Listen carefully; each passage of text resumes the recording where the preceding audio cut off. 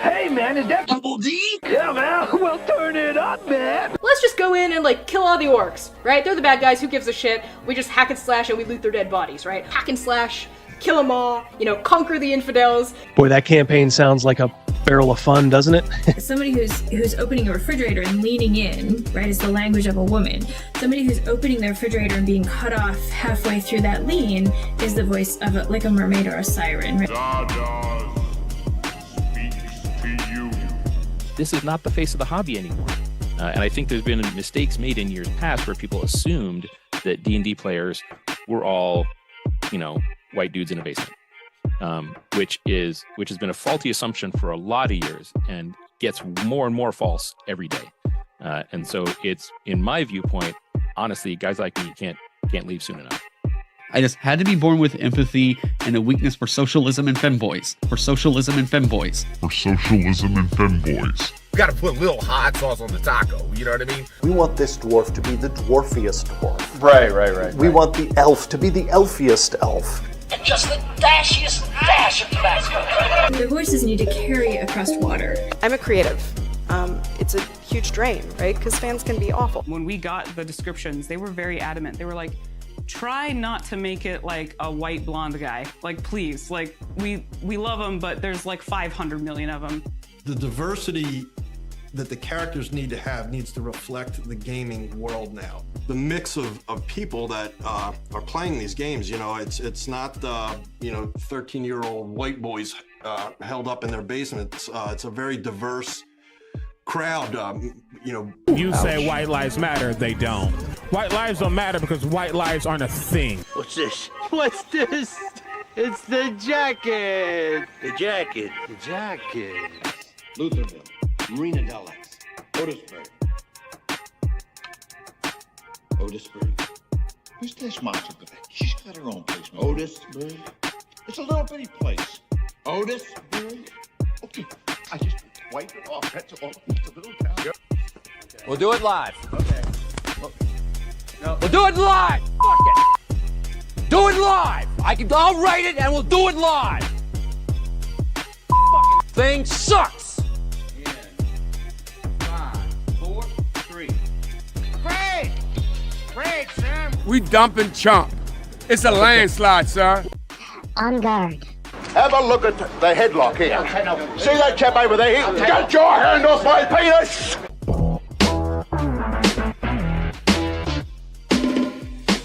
Double zeros, baby! Double zeros, baby! All right, put it up. Put it up first, and then we got questions, chat. Uh-oh. we got some questions. Uh-oh. First of all, Patrick, ready to see just how bad it got? Hell, I'm surprised they didn't just call it the creature catalog. Monster assumes these poor beings are evil. Good to see you here, buddy. Thank you so much. Oh, and good look at this guy. He re-upped. That's all I can... it's like a Sam's Club membership. Yeah. That's all I can conclude. Hungar, how you doing, buddy? Look at this guy. 3 in a row. Yardog Brothers and Sword Sisters, says our old friend DB. The ale is chilled and the pizza is cooking. It's not delivery. It's DiGiorno. It's warband time. Oh, nice. My favorite part of the week. Let's get it on. Ours too, buddy. Ours too. Now, Disco, we love you because you haven't changed your name. What's going on? What's going on here? You guys are... I don't know who's here and who's not. Crazymouse is like, well, Surly's here, but maybe he's switched with like Jeff Hatch. This is. I think Jeff Hatch might be here. I don't know. Who am I? Who are you? It's like a High Plains drifter. Who's this? Now, is it, Greg, if this is you, if that avatar looks familiar, and you are in Canada, and Canada right now does indeed blow. And to emphasize the point, our old friend Mercurius, a.k.a. my ear trumpet, has been struck by. I think you guys are just trying to mess with me and my my age-afflicted mind by making me... We're getting old. I have to remember all these new names. Thank you so much, Mercurius. Gifted 5 memberships. You are the man. Where did that go? Jeebus Mercurius. Yep. Tis me, it is. You guys. I called that you're one. killing me. Crazymouse did see that. He's like, that. He goes, I got news for you. That's Greg, too. He did the same thing. Go ahead, pick up Frankie's there. That looks special. It's probably a member chat. Justikiar for 5 months. Frank G909 coming back to the DMG. Isn't the word master insensitive? It should be changed. The dungeon referee. Yeah. Next edition, maybe? Next edition? Thank you, Frank, for being a member. Yeah, it's a new year, new us. Yeah, all right. That's amen. Just don't be changing like every week, or you're going to be explaining yourself like, who the fuck is this again? Explaining to do. All right, question. Do you trust Zuckerberg? Is that the Facebook guy? It is. What do I mean by that? Well, let's go right into something quick here. Shall we? We shall. We must. Video 5. It's just become very difficult to kind of follow, and this really hit. Wear? A pocketed T-shirt. Oh yeah, yes. People have surmised like the difference between the way like a homeless person dresses and the way like the richest people in the world dress. There's not much difference. Yeah. The most extreme, I'd say, it was during the Biden administration when they were trying to roll out the vaccine program. And I'm generally like pretty pro rolling out vaccines. I think on balance, the vaccines are more positive than negative.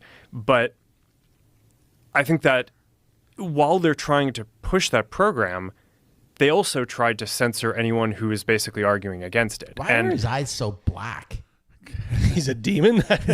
He's got no soul. No soul. They pushed us super hard to take down things that were honestly were true, right? I mean, they basically pushed us and said, you know, anything that says that vaccines might have side effects, you basically need to take down. And I was just like, well, we're not going to do that. Like, we're clearly not going to do that. I mean, that is kind of inarguably true. Who is they? Who's telling you to take down things that it was that talk about vaccine side effects? It was people in the Biden administration. Huh. All right. So I trust Joe Rogan. Yeah, he's like the Will Rogers of modern day. So Zuckerberg seems to want to turn over a new leaf. I don't know though. I mean, what did he have to lose by saying no the first time? You know, when people lost their job, people got kicked out of the military for not taking the shot. And he was afraid to what? Just have people post on his site that there might be side effects to this thing? I don't know. Chris Miller, $5. Good to see you, buddy. The early models had rubber skin and were easy to spot. The later versions just look just like us. Yeah, it's no uncanny valley there. DB, this is a carefully and practiced lie. Yeah, that's a lot of people are saying that. Marvelous Mr. Mean, just Justikiar for 7 months. There's a lizard person under Zuck's skin. Heard that before too. He looks like a V. He does sort of look like a V. As much as I want to think, because I don't know, I always vacillate. It's like if you say nobody can ever like come back, then there's no incentive for anybody to ever like come back. So to me, the proof is in the pudding. But I do not trust him. We'll just have to see how Facebook conducts business let's see over the first year what they do. But yeah, they would kick my beloved mom would get kicked off like every other week just for posting like pro-Trump stuff. Some of the some of the vaccine stuff too. Snake Oil Sean, I've never seen Zuckerberg with a dog. Yep. Those dogs that have like the long hair and the long noses. I don't know what the name of them is. And they're taller, and rich women always are walking. Oh yeah, them. like the Afghans. Yeah, yeah. He does kind of. Badger for $5. Zuck is the Ned Shake Shaft in the salt marsh. of social media. Deep cut there, my friend. I got it for sure. Sinister secrets. So yeah, I'll say good, Zuck. Now prove it. Because a lot of people, you did a lot of bad stuff by going along with the government, and promoting a lie, promulgating a lie. We got Disco with another one. Yep, DB. If it's not a lie, I wouldn't be depersoned on Facebook. Yep, exactly. Yeah, there's a lot of folks like you who got, and I wonder if he'll do what, in a gesture of good faith, I wonder if he'll do like what Elon did when he took over X, and just basically all the people who got banned under the old regime basically all came back. Like I said, that would help. But yeah, let's. Proof is in the pudding, lizard boy. Speaking, how he eats a rat. I'll tell you what, though, in that second version of that TV show, the Queen Mother was good looking. Oh yeah, I love how when they would do the rat thing, they would always do it like from the side. Yeah. Yep. It's like you know, like that, like a sword swallower. Yeah, exactly. That's like old school black and white movie style. Yeah, for sure. There you go. That's exactly who I'm thinking of. John Osborne. Let me pop that. Morena. Oh, she's so pretty. Yes. Yeah. She probably reached her peak on Firefly. I gotta say, with the long hair, the long black hair. I like the pixie cut. Yeah, and Hey, that's me though. Hey, to each their own. You like? I was gonna say we agree on probably about 95% of things in the world. That's just. I like them both, and I'm not You'll jumping take them on both, on the fence there, but I like them both. Some people like chocolate, some vanilla, some swirled. All right, so whoops. I gotta ask this. I know this is old, but this still freaks me out. Oh. The freaking dress thing, it keeps vacillating for me back and forth. I see white and gold before. I saw white and gold as I was like, getting this ready, getting it prompted. And now I'm seeing blue and black. I'm seeing blue and black. I'm seeing blue and black. Isn't it the reason why isn't this thing's its birthday? Isn't it like a 20 years or 15-year anniversary of this thing? And that's why I came back. Yeah, maybe. I don't think it's quite that long, but maybe like 10 or something like that. White and gold says DB. DB, it's like I've now seen both. So I showed when this first came up again on X. I'm like, oh, that's white and gold. I showed it to Daughter D. I'm like, Daughter D, what do you think? She's like, oh, that's blue and black. And I'm like, ah! And then later I go back to it and I'm like, oh, yeah, it is blue and black. Do you ever see that? What causes this? And why does it change? And then why does it change depending on the day that I look at it? Do you remember Laurel and Yanni? And it was like they would play it in their headphones. And it would be like, what do you hear, Laurel or Yanni? And I don't remember that. No. They did that. I do remember that. Yeah. And on TNT, they pranked Charles Barkley. And in they said donuts. Matthew, the dress is gold with blue tinted white to me, but apparently that's a black and blue dress in real life. Yeah, and I don't doubt that. But I'm just saying, there's times when I look at that thing, I'm going to turn it off now, and I guarantee you, I'll bring it up like later in the show, and I'll be like, oh, it's white and gold again. I just don't know how it changes. It freaks me out that it really alters your perception of reality. That it can change at a whim, and other people can see what you're seeing or they don't. Crazy. I don't know why it bothers me so much. It's hard to find the truth. Yeah. What is the truth of people seeing something, the same thing, in two different ways? Yeah. It's Cal says blue and black. Kobanizer, relax, Double D. It's just a glitch in the Matrix. I tell you what, man, I've been watching so much like universe stuff, like Edge of the Universe, like What Lies Beyond and all that stuff. So I've been getting like real esoteric with some of my thoughts.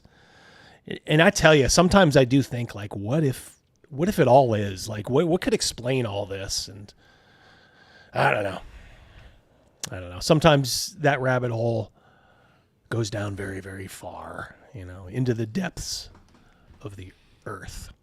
PSA says, Cal, throw that up there. Go ahead, Crazymouse. PSA, where we at? Check this out later, Rob Kuntz. Check it out later. Not now, later. Yeah, later. Later. I'm relying on you there, Cal. It's not going to be anything that bashes me, is it? Chris Miller. There are 4 colors. Apparently so. Can anybody offer an actual explanation? Bingo. As an artist teacher, they both share the exact same. Oh, the value. Okay. When I was doing oil painting, I kind of understand that, although I'd have to really get back into it. Okay. All right, Nixon. Did you ever... I'm with you. Did you ever see that video? Hey, Jamie, pull that up. Yeah, hey, Jamie. Yeah. It's a video of a Asian man who can read color. He can look at something, and then you just give him a color palette. I've seen that. Create that. Mm-hmm. I wonder what he would say. You'd have to view him as like the arbiter, right? Yeah, right, I would think he's the expert. This guy is going to be the expert. I mean, I guess that, and also it's one of those things that it changes in pictures, but when you see it in real life, everybody's in agreement. That's my assumption. How about when celebrities wear that dress and then we're on the green carpet and someone takes their picture, they're see-through? The camera flash makes them all see-through. I never mind that ever so often. Yeah, thank you, Nixit. All right, couple cleanup things. Jason Bowman, you guys maybe saw my video. I just kind of cranked out a quickie. I tell you, it's so easy to crank those out, but I want to go on camera, but sometimes the basement where the studio is not this is ready. relevant to what you were just talking about. When you were doing the oils, was Bob Ross on the TV by any chance? I think my very first one, Frank, I did do a Bob Ross painting, and but then I just kind of started fooling around, and then I took a lesson at our local museum. We have actually a pretty nice local museum from a guy who teaches art at one of the colleges, and he was really cool. He's like, I like what you do, I started to do underpaintings and all that, which I guess really impressed him. I just did it because, I don't know, it seemed like the thing to do. So I quickly developed a little bit of a style, but I haven't painted probably in 5 or 6 years, unfortunately. So I'll get back into it probably when I retire. But I did. It was very peaceful. And I know Crazymouse. It's relaxing. Yeah, Crazymouse, he does paintings too. Well, I have a style too. That's what you do, yes. All my animals wear Air Force Ones. Yeah, he does very cool little mini canvases with animals wearing Air Force Ones. It is, yeah. I would encourage anybody to do that. Jason Bowman, Paizo, from my video. I didn't put this in there, but just to show what a hypocrite he is, he's the lead game designer at Paizo. This is what he said back in 2020. Gatekeeping in the tabletop RPG space is ridiculous. Our hobby is far too small to exclude anyone, no matter their experience or interest level. If you play games, you are a gamer. If you make games, you are a game designer. If you like games, you're welcome here. Except if you're J.D. Vance. What? What? We know J.D. Vance played Magic the Gathering, and maybe at one point he said, "Yeah, I played some Pathfinder too." Which look, we played Pathfinder a little ways back. Essentially just 3rd edition D&D. You still? I do, yeah. Rogan's good to see you, Patty. Rogan's great at that too. I haven't painted in a while. Thank you. Yeah, I got several armies, and Rogan's a sleeping giant with that stuff. He's very talented. I know. Drawing, painting, writing, he can do it all. It's very autistic. He's a Renaissance man. It's very artistic. Jason, I go ahead. think what the miniatures that you make are just amazing.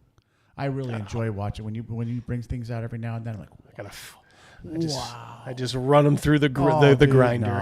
No. I tell you, it's those contrast paints. They are liquid magic. Liquid magic. Anyway, Bowman, this is him a couple months back. If Vance has played Pathfinder, I want him to send his books back No space for fascists in our game. Are you kidding me? So he went from no gatekeeping to gatekeep people I disagree with. I thought this was funny. Our old friend John Delarose, who's been very kind to this channel, Fandom Pulse, always check that out. Check out his YouTube channel. We've had some kind of synergy together, doing some videos about the same thing. He just made this post on X a little while ago. It gets worse for Paizo. Fans are writing letters angry that their director of games called conservatives fascists and demanded half their country not play their games. The emails are getting responded to by pronoun people. And I'm like, what? This is a response from an angry Paizo gamer. Gosh. Hello, former aspiring Pathfinder. Thanks for reaching out. We appreciate you bringing this to our attention. While we support our employees' expression of their First Amendment rights, their words are not official Paizo policy. They might as well be. We know how you guys, what you really believe. I mean, you ought to just have the guts to stand behind them. You've had other employees make similar statements. You've never once done what Troll Lord did to Jason Vey and basically publicly excoriated them for doing that kind of stuff and saying, hey, let's keep it to games only, shall we? I love this. We are currently not asking our customers to return their books to us or offering any kind of a refund program outside our standard policy. I love that they're getting all of these requests now from people who are wising up that Paizo is just as bad as Wizards of the Coast. Thanks again for reaching out with your concerns, blah, blah, blah. Best, them, they, them. Somebody. Oh, Jiminy Christmas. Name is not there. Maybe it's the same person on the next one because the next one, the person is there. Community and social media specialist, Paizo. Look at this. Oh, Krugus. Right. I just talked about him. Was it Friday that I asked about him? Yes. You did, yeah. Crazy. I remember, you brought him. You invoked him. Yeah, here he is. And now he is plaguing us. That is Good to see you, metal. Krugus. Go ahead. Patrick. My man, give him. Can you give him a bitter dreg? Can you see Spock? Oh boy, I never saw that one before. Bitter dregs. Love that. Patrick Demo, $2. He said the secret word. Make some noise. Shimmy Slide, aka Edgelord. You're going to get tired of writing. No, I'm actually Edgelord. Remember that? Go. Thank you very much, Shimmy. Vance plays MTG. Does that make it Vancian magic? I almost feel like I should have the Caruso. Yeah! Bump, bump. Going off in the background. You'll just have to settle for my poor imitation. There you go. Shimmy Slide, thank you so much, a.k.a. Edgelord. Oh, look who's making it rain. Shark. He does it all the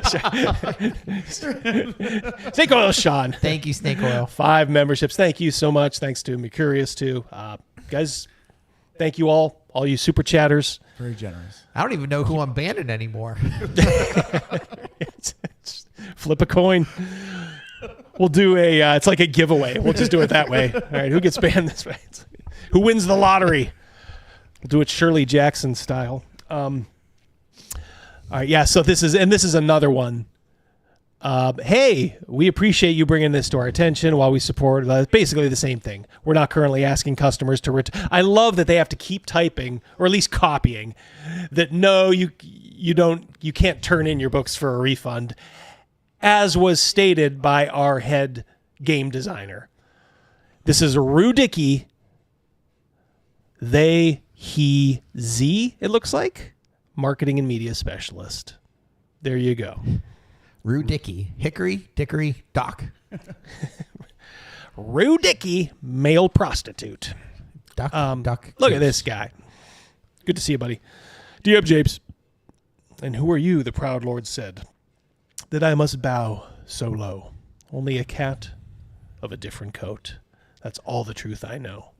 Profound, my friend. I like that. Good to see you. I do. Yep. Good to see you here. Got 125. Hit the likes. Yeah, so that's Paizo. I'm not going to go too much further into it. Look, it speaks for itself. I did a video on Paizo way back. They're as bad as Wizards of the Coast. All their employees hate your guts too. Look, if they're in Seattle, they hate you. This is my elaborate system of trusses. Yep. Fred Garvin. Chris Miller gets it. All you have to do is look at where these people are. Look, TSR was in Middle America, the Midwest, Wisconsin in the 70s. You just can't get more normal American than that. As soon as they're bought out by Wizards of the Coast, and we didn't think of it at the time, maybe some of you did. I certainly didn't. I was just like, oh, well, great, go out to fucking Seattle and then get poisoned by all the left coast nonsense. So it's real easy. Is your company in Seattle? If they are, they hate you. Like Jack Napier said, decent people shouldn't live here. They'd be happier somewhere else. I blame grunge. It's the only good thing to come out of Seattle. Grunge and all the Californians wouldn't have flocked up there and stole everything and changed everything to. Yeah, I blame grunge. Agreed. Yeah, it was certainly a double-edged sword. We liked the music at the time, but oof. Yeah. So I still do. I still like grunge. DJ Widget, YouTube hates you. I keep getting kicked to the aw snap screen. Aw snap. Looks like I got mine off to the side here, DJ Widget. So maybe just try to refresh it. My commercials are all for hymns today. Oh, really? Yeah. Hymns, the Blue Chews and stuff like that. Yeah. James, 20 months as Justicia. That's awesome. 20 months. Rock and roll. Thank you so much, buddy. In dog years, that's like the whole lifetime of our show. All right. Let's watch a little bit of because there's Monster Manual news. The full Monster Manual is not out. As more comes out, we'll look. But right now,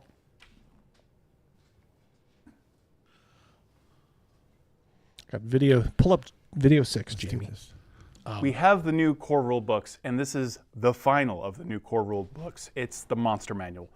This was my gateway into D&D as a kid, looking through the monsters, absorbing all this information over time. So tell me what's new in the new Monster Manual. Everything. Oh, it's these two wackos. Yes. Oh, gosh. I love that. Everything. Where's his baseball hat?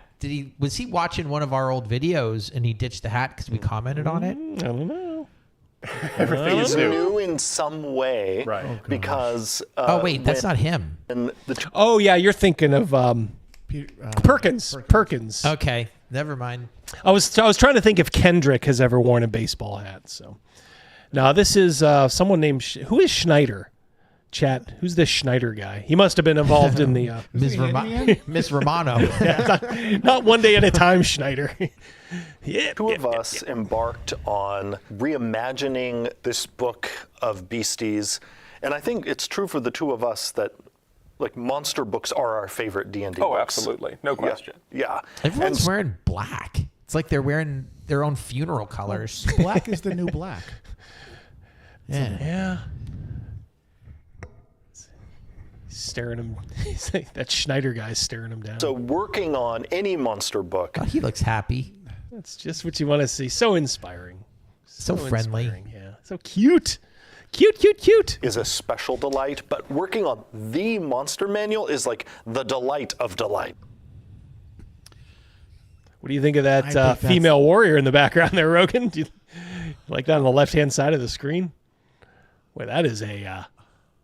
what is going on there? What am I seeing there? What is that? I'm trying to decipher it. It's ugly. What is going on with the head there? You see it over on the left-hand side, like right next to the ray that's coming out on the left. Go over to the right a little bit. Oh, it's a helmet. Okay, I see it. It's a helmet. Okay. I'm in. I'm good. It was kind of blending into me with the background. I see. Kind of like the dress. Yeah. Pretty sad. I guess I'm just not qualified to. I see an ice cream cone. You see a dress, I don't see a dress. I don't get it. And we not only wanted to improve every monster Mad Maggie. that was returning from the 2014 Monster Manual. That looks like the pose from the movie The Signs when Joaquin's in the closet.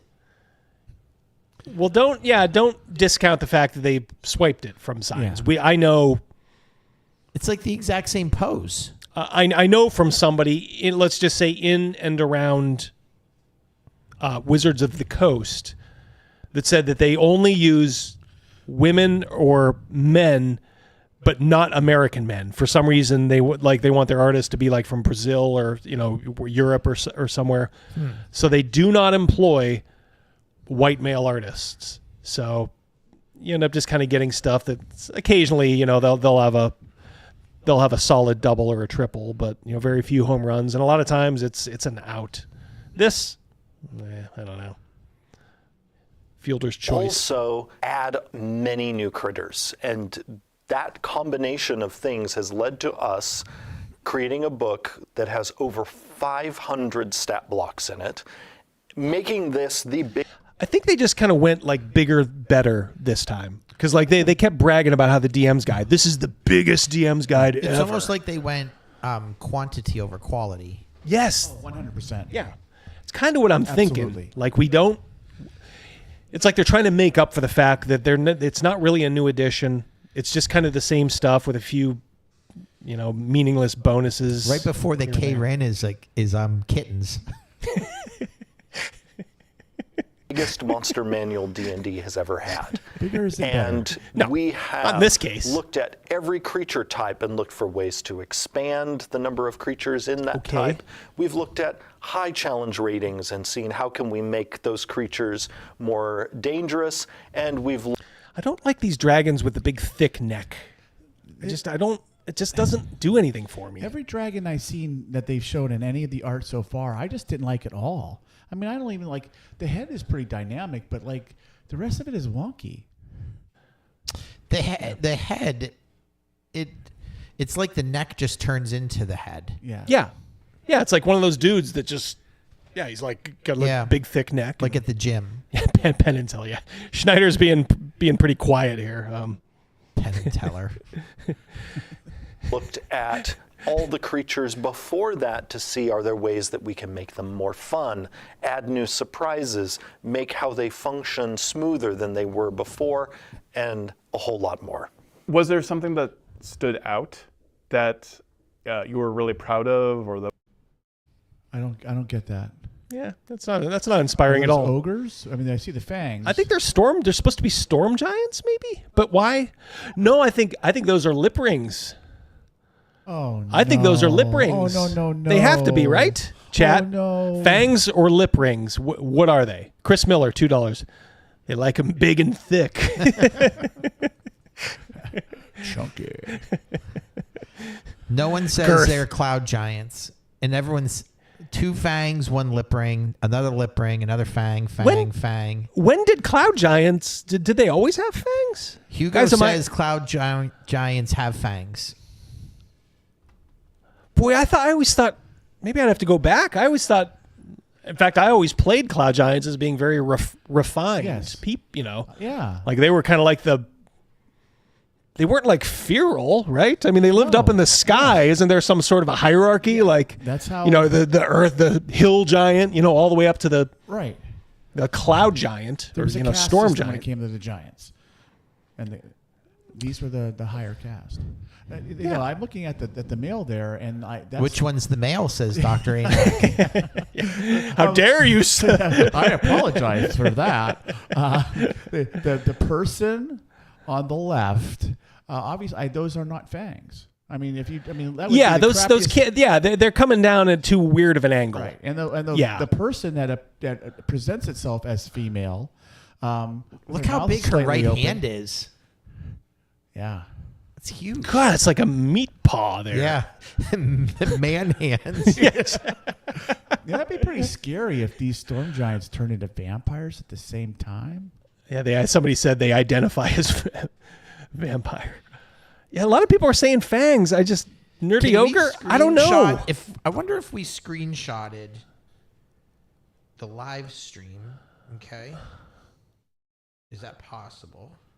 Hold on. And then go and blow it up.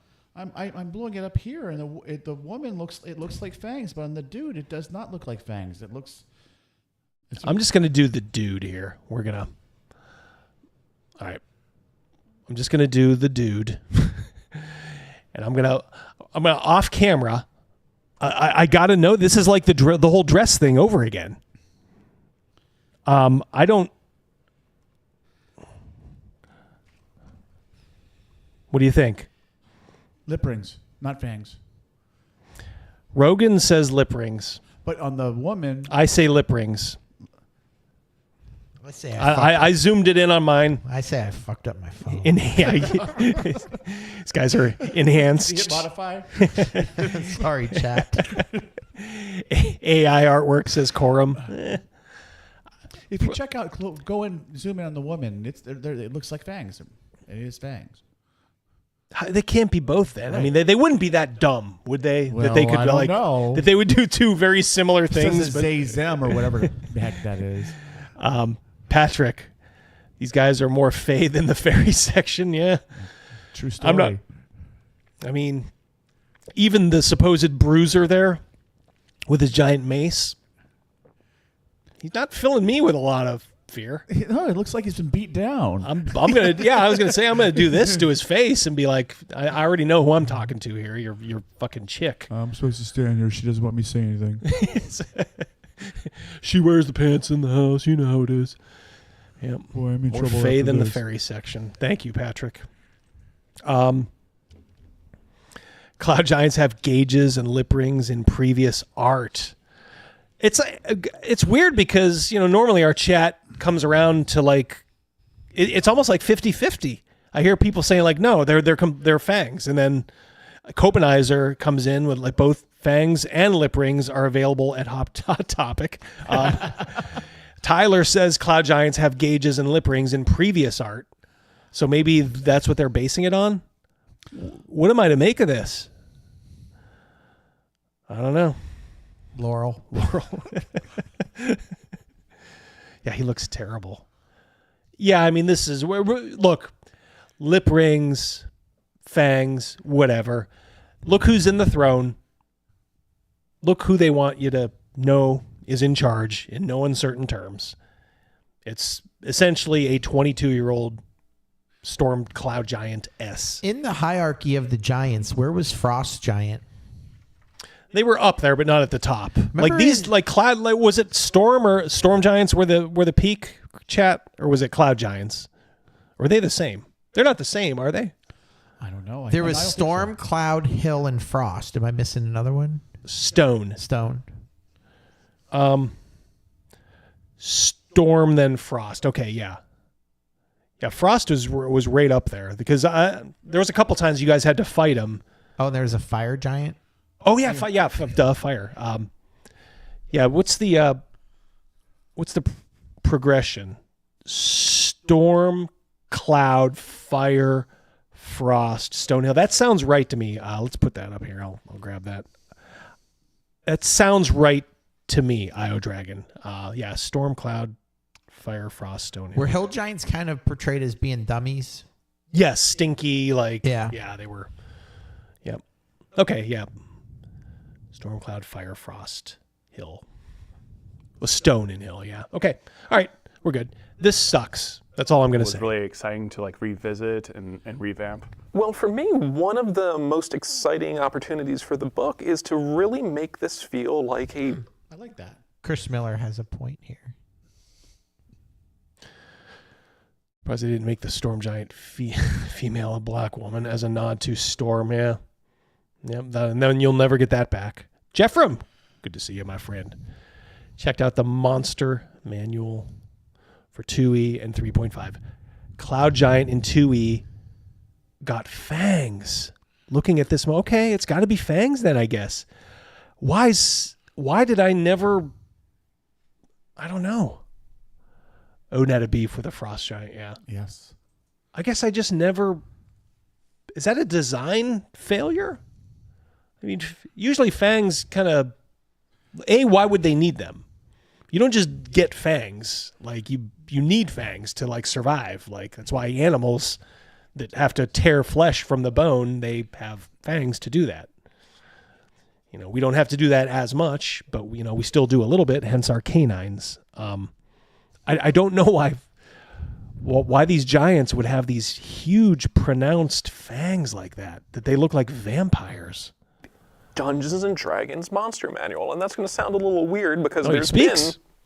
numerous Dungeons and Dragons Monster Manuals, but this is a book that's really rooted in showing you how these monsters exist in the worlds of Dungeons and Dragons. So as much as we've put so much effort into the reorganization, the new rules, streamlining and revising some of the narrative text, but right down to the art, you're going to open up this book and you're going to see the worlds of D&D and the monsters of D&D in those settings doing what they do.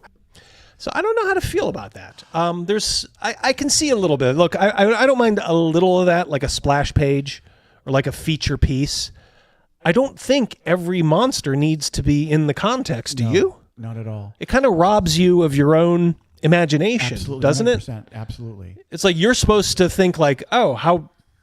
I know we don't do much thinking for ourselves these days, but you're supposed to say, you see that picture of, you know, like Asmodeus or, you know, Demogorgon or whatever, and you're kind of picturing it in your own mind, like, oh, I could see that, you know, Right. you know, in the background of a black citadel with, you know, embers raining down. You're supposed to be thinking of that kind of stuff. We kind of spoke about this quite a while back when we watched a video of them talking about items and spells and stuff like that. They're going to illustrate all the spells, and you know, my argument on that was like that takes away from the creativity of the person who's spell casting.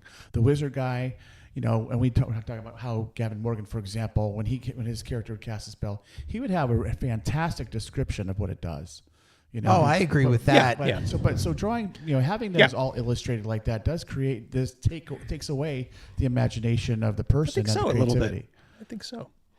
Yeah, Sean, one cloud giants have fangs. I surrender. No mas. Didn't know that. No mas. They're fangs. They look stupid. We're learning. I say one has fangs, the other one doesn't. I'm staying on that. Are they fangs or snaggletooth? But yeah, this whole thing where every monster needs to be shown doing something in context. I don't know. You want the focus to be on the monster, and generally I guess it is, but in the same respect, let's leave a little bit to the imagination. You don't have to always do the thinking for the people. Yep, hit that like button. I don't know Come what on. the delay Thank you, is. Nick. You're Good to right, see you, Nick. buddy. Thank you. Tape delay. Let's get this going here. Jeff from Cloud Giants need better dentists. I guess. I don't think that there's a single monster in this book that's just, here's a critter floating in white space. Yeah. They're all... Right. He's thinking of the Kraft Food Services truck instead of what they're actually talking about. And that's not that's like not a very well disguised shot at like the first edition Monster Manual. It's just a monster floating in white space. Well, how many imaginations did that fire? How many tech giants were okay with a monster just floating in space because they could use this? Asterion, $10. Hi. How are you? I hope you're doing well. Been on the hunt for one-shot inspiration and stumbled on homebrew Helldiver classes. And now I'm thinking Super Earth might be coming to spread some democracy to the Forgotten Realms very soon. Oh, yeah. I was playing a little Helldivers for a while. I heard it actually got decent again, so maybe I'll give it a shot. Thank you, Asterion, too. Thank you so much. Let us know how the conquest of the Forgotten Realms goes. Yes. Put Elminster to the question. Dr. Anak, so why would anyone buy this book if they... Yeah, exactly. Well, they have new art, and it's monsters in context. Look at how much better we are. Praise us. You will love my dog as much as I love my dog. Do you remember... Thank you, Patrick, for $2. Do you remember the scare tactics when the girl was having the baby, and they They made it seem like it was like a Rosemary's Baby, like the demon. Who was the host then? That was Tracy Morgan. That was Tracy Morgan. Yeah, I just remember this. This poor sister was the butt of the. They would probably never do it now. She was the butt of the prank, and the little demon came out of the quote unquote womb and said, "Praise me." Like it was a midget dressed up like a demon, and it said, "Praise me." So Patrick, that just reminded me there. Praise us, yes. Yeah, a not so subtle shot at first edition. It's not just a monster floating in white space. There's nothing wrong with that. You look at Greg's game, Dragon Slayer, a lot of pretty cool damn art of monsters just kind of floating in space. Absolutely. They were really good art. And a lot of this stuff, it's overworked. Will any of these monsters be in wheelchair? I guess we'll see. In these worlds, doing the things that make them exciting. We don't want to show you just here in the abstract as a creature. I want to show you the monster, the rust monster. We'll do the thinking for you. Yes. Is what they're saying. Mm-hmm. We'll do the thinking for you. Don't worry. We don't trust you to have a mind of your own. Yeah. I don't agree with that. Not that some of these aren't okay pieces, but it's not necessary. North of the Rockies, $10. Pleasure to see you, sir. I just checked the 1E Monster Man and Cloud Giants do indeed have fangs. Yep. As I'm kind of thinking about it now, it's been a while since I looked at that particular section of the 1E Monster Manual, but maybe now that you guys are all saying it, I'm starting to... I'm probably going to end up just going on the shelf and grabbing it. But...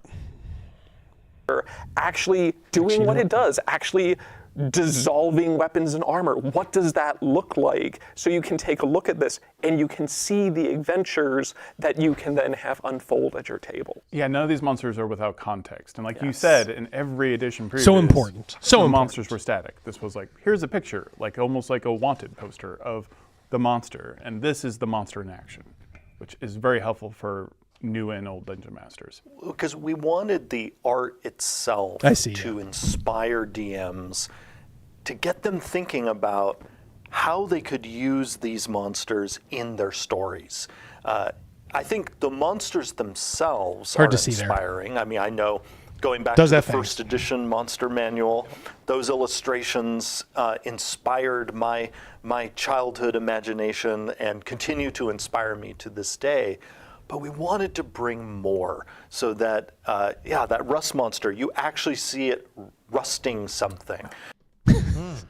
So important, just so very important. Yeah, there's no way you could possibly imagine a rust monster just rusting something, or heaven forbid your players, maybe thinking something's going on in their mind. Cal, $2.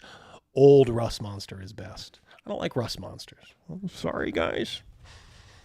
Have I ever thrown a rust monster at you guys? You know what? I think you did a long time ago.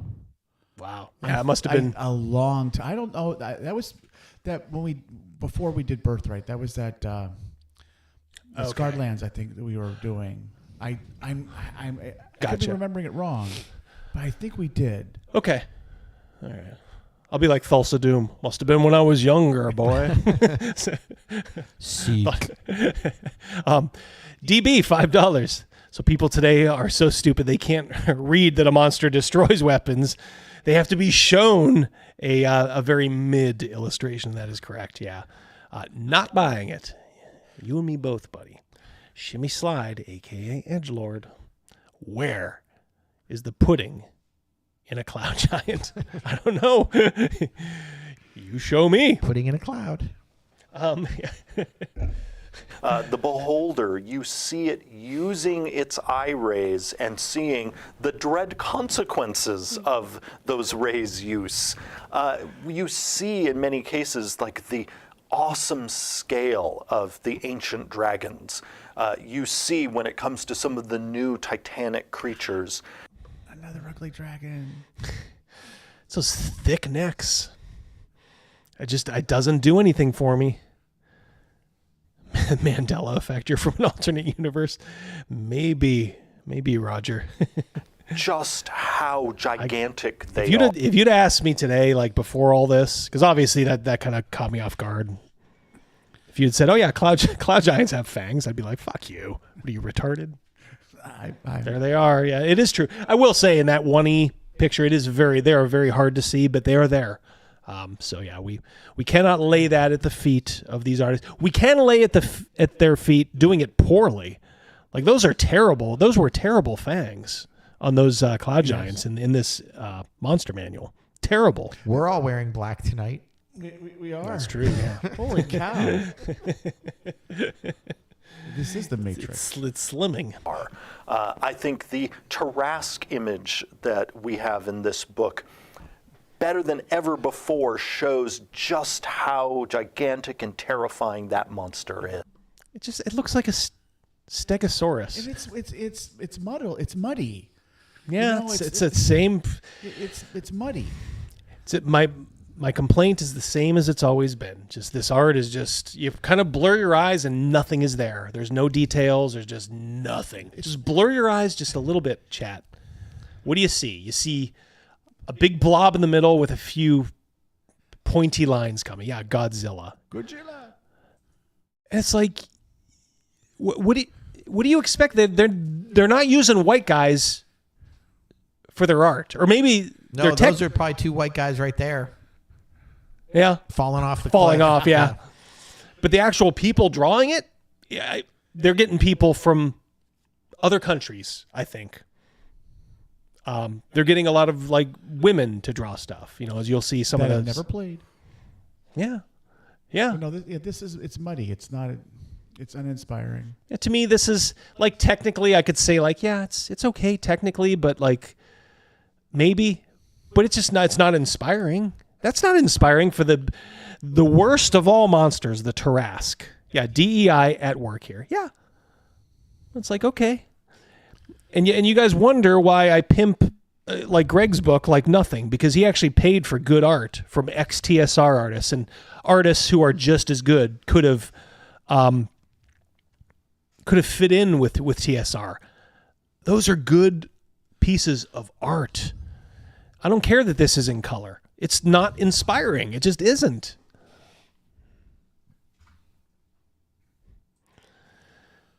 This is all AI calling it now. Yeah, you know what they do, Asterion, and it's like you can almost see it. It's like they pull up the AI. They get, let's just say, quote unquote, inspiration, and then I won't say they're so lazy that they just take AI full stock. Maybe they do, who knows. But I just think they just recreate the AI. The AI does everything for them. The conception, the layout, most of the coloring. Maybe they manipulate a few things here and there. And then I just think it's like going on autopilot probably for them. If you're a pro artist and you have everything done for you, what are you doing? All you're doing is just essentially doing a counterfeit. I mean, you might as well be doing like Mona Lisa's or something like that if you're going to go down that route. I'm looking at this and I think to myself, the Tarrasque, that all the spikes and stuff like that are normally part of the body. I look at this and that the spikes are the body. Yes. Yeah. Like those two huge spikes there. Right. Like, and they jutting out of the back. Just doesn't make any sense. They're going like, it looks like they're going the wrong direction. Right. They're wilty.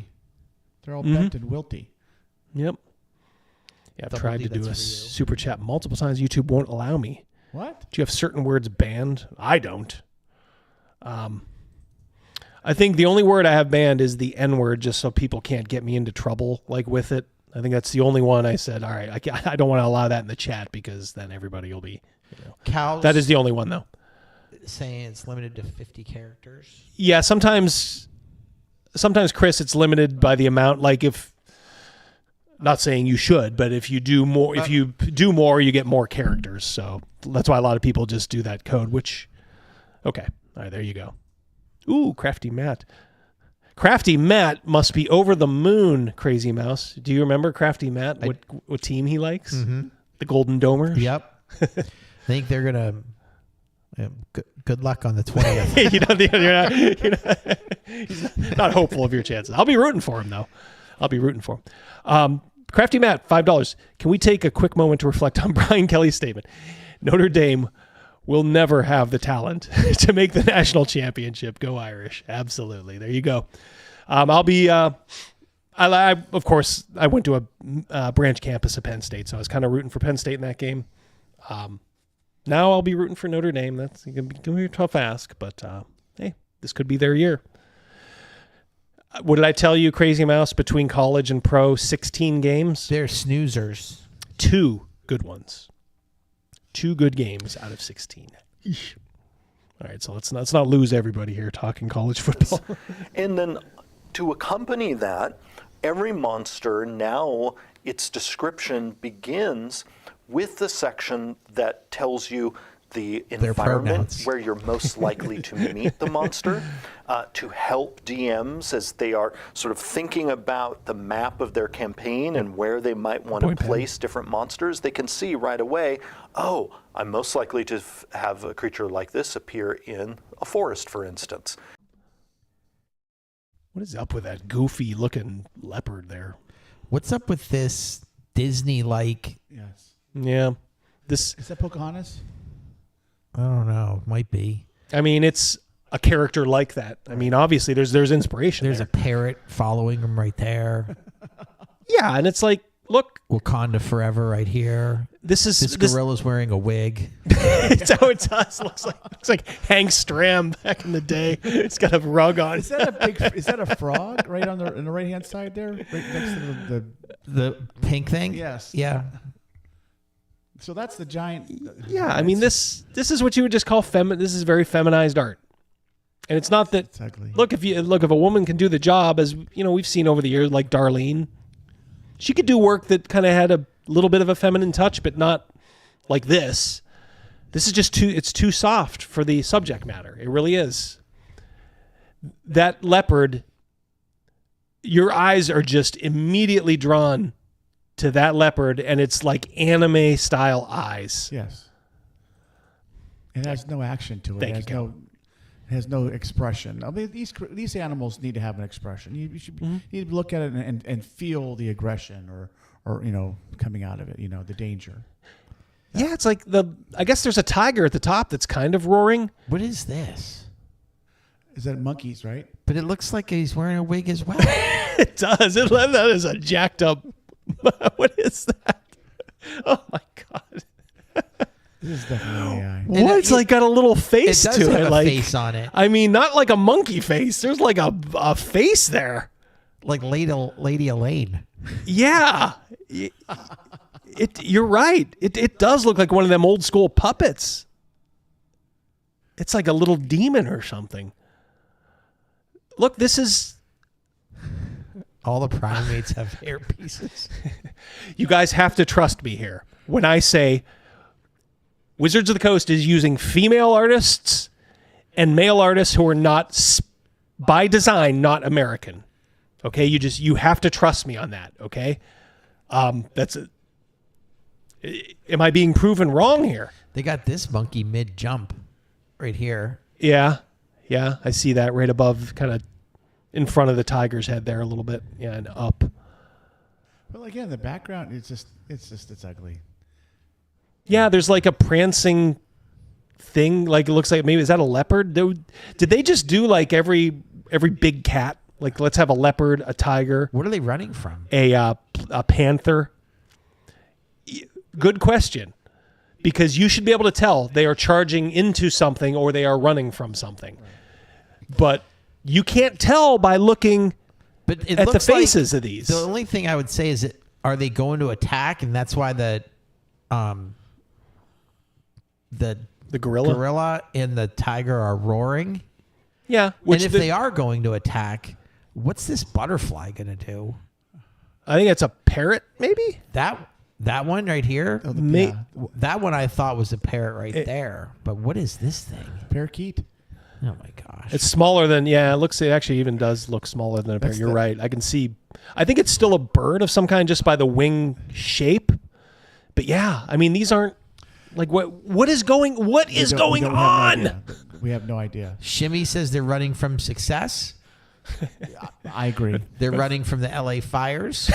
I agree. They're running from critical analysis. I agree. Bruce for 5. The poison dart frog on the right looks like he's ready to rumble, though. Yeah. Yeah, I guess. But that is so, like, what?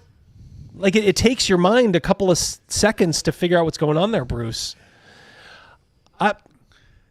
This is awful art. It is. Okay, it should not be in. How many times have I said it? This does not belong in one of the 3 flagship products of the flagship game. And I'm sorry, that fucking leopard, though. You guys are saying all this stuff, and I'm laughing my ass off. I'm laughing my ass off most now because I'm going first to the leopard, but then I'm going to that little demon below him with the face. Is that like a proboscis? Yeah, you can see the little white nose there, and he's got like brown hair. You know who it looks like? The Humpty Dance guy. You know who I'm talking about? Yeah. The Humpty Dance. I remember that video. Yeah, he had the huge freaking nose, the brother with the huge nose. I'm a little speechless. My rhymes are stupid. I love that. The Humpty Dance. Yep. Shimmy Slide knows it. The Humpty Hump. Do the Humpty. All right. Well, I guess we're. That's like, whoa, that is terrible. Pronounced with an Humpty. What spell is she casting into the? I don't know. Is that a fallen tree, a moss covered something? Yeah. Oh yeah. You know. Again, like there's no. You have to kind of suss that out because it's just kind of blends in, I guess, with everything else. There's some green, some arcane green energy there that's flowing through. We should kind of identify it. If we're looking at this and if she's a druid, we should have a clue. She's casting eco-terrorism. What's in the bottom left corner is being asked. This here, it looks like a beak. Like, remember the vulture lions? But it kind of doesn't. It looks like a water buffalo or something. But it's got like a huge nose. What the fuck is that? It's like Todd Browning's Freaks, isn't it? Yeah, like I can't. I'm blowing it up here on my phone, and I cannot tell. What is a good point? Whoever said that. I mean, and all the other stuff, like it's like you're mesmerized by all the other stuff, and then the Rochambeau is this other demon in the back with this gigantic black nose. Maybe horns or maybe ears. Looks like horns, I think. The world's ugliest owl bear. Oh, yeah. Somebody says an orangutan. I guess. What's in the top right? Oh, boy. That parakeet right there? Or those monkeys jumping? Like, it looks like a whole bunch. Like, those are all monkeys. They're all a diversion. Monkeys and parrots. Yeah, it's monkeys and parrots. And then, maybe that is supposed to be an orangutan, but like it looks like it has horns. It is really impossible to. I have it blown up, and I honestly can't make heads or tails of it. A mammoth platypus. A mammoth platypus. Holy shit!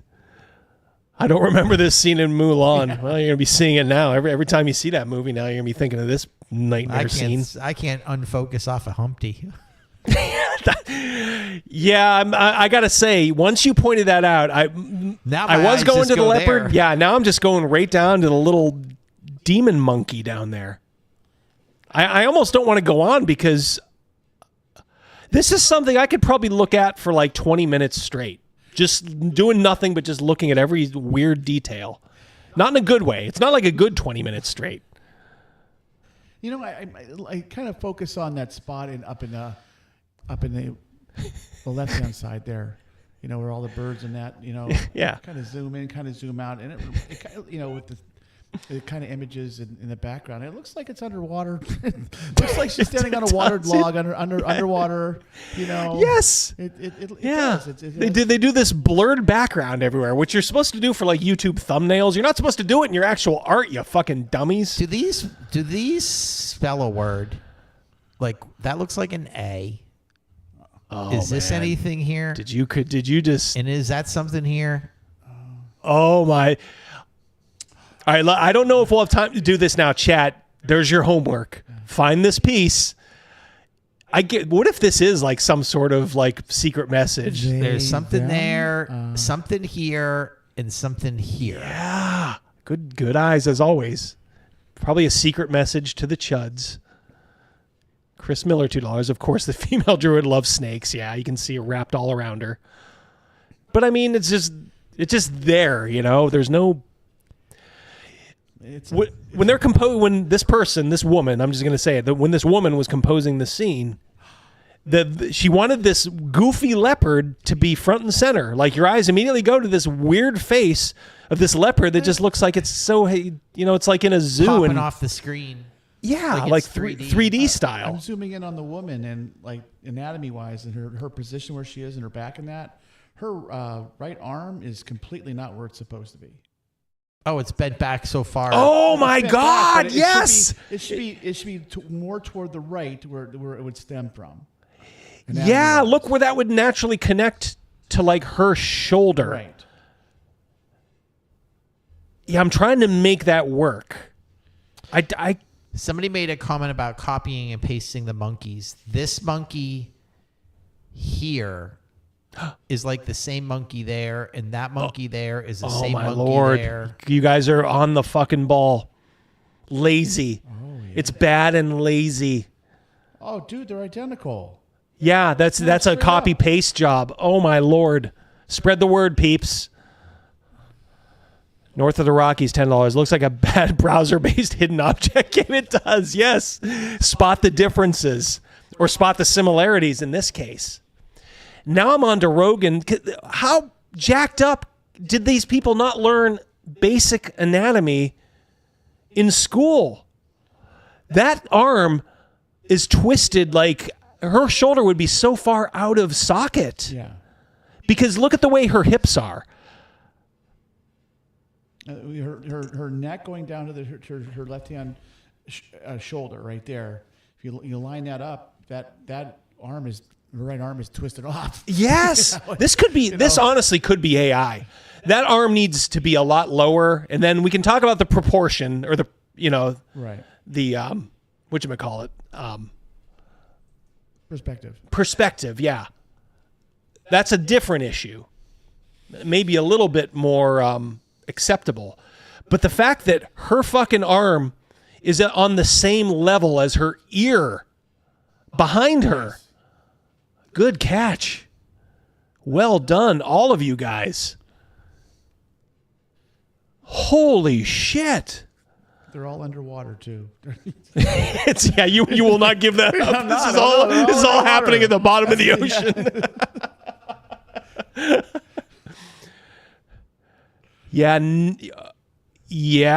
Yeah. The neck looks a little long. Yeah, I can see that. That happens though. Steve Grogan. Yes, yeah, Steve Grogan style, yeah. That fucking arm. That could be the AI, like the case for AI. Because I don't think Magnificent says her elbow's bent the wrong way too. Yes. Is it? The perspective, the way that the front one looks okay to me. Arm. The right arm. Absolutely, yeah. I mean, that's jacked. The right 10 arm ways is to on Tuesday. Backwards. Yes, says Magnificent. Well, it is. Yeah, it is. It's been like attached to her neck on the other side, and yeah, it's backwards. You can't follow that through. I mean, yeah. If you draw a line from the shoulder to where the center of the neck to where up to the head, and follow that through to where the other shoulder should be. Yeah, unacceptable. It's just, this is all unacceptable. Inconceivable.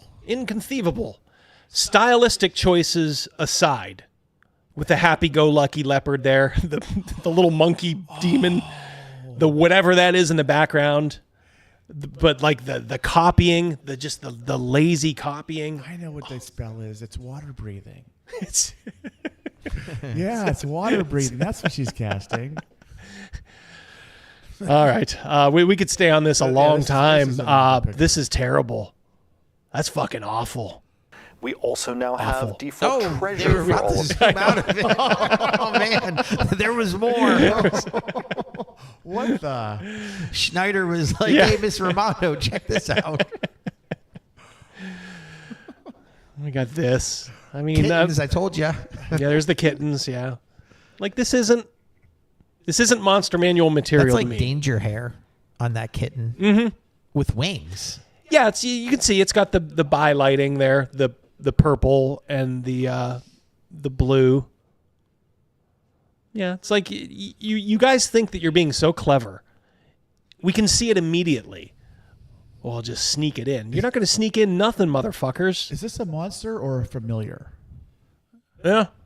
There's this spell scroll right there. Is this some sort of sorcerer's familiar? Wonder what. Well, I'll play it. And we'll see what's, they're zooming in. I wanted them to zoom out and see what's behind there. It looks. Is that like a There's like a rabbit or something there. Look like rabbit legs. A jackalope. Jackalopes. Yeah. In the book, or we tell you this monster just doesn't have loot. And that too is there to help DMs not just run the monster in battle or in a diplomatic encounter, but also really ground the monster even more in their adventures and in their worlds. Because we want you to DM the way we want you to DM. Yep. Do it in the wizard's acceptable way. A particular monster that stood out, or a couple of monsters that just can easily come to mind where you're like, yes, we have enhanced this. This is going to be a far more dramatic.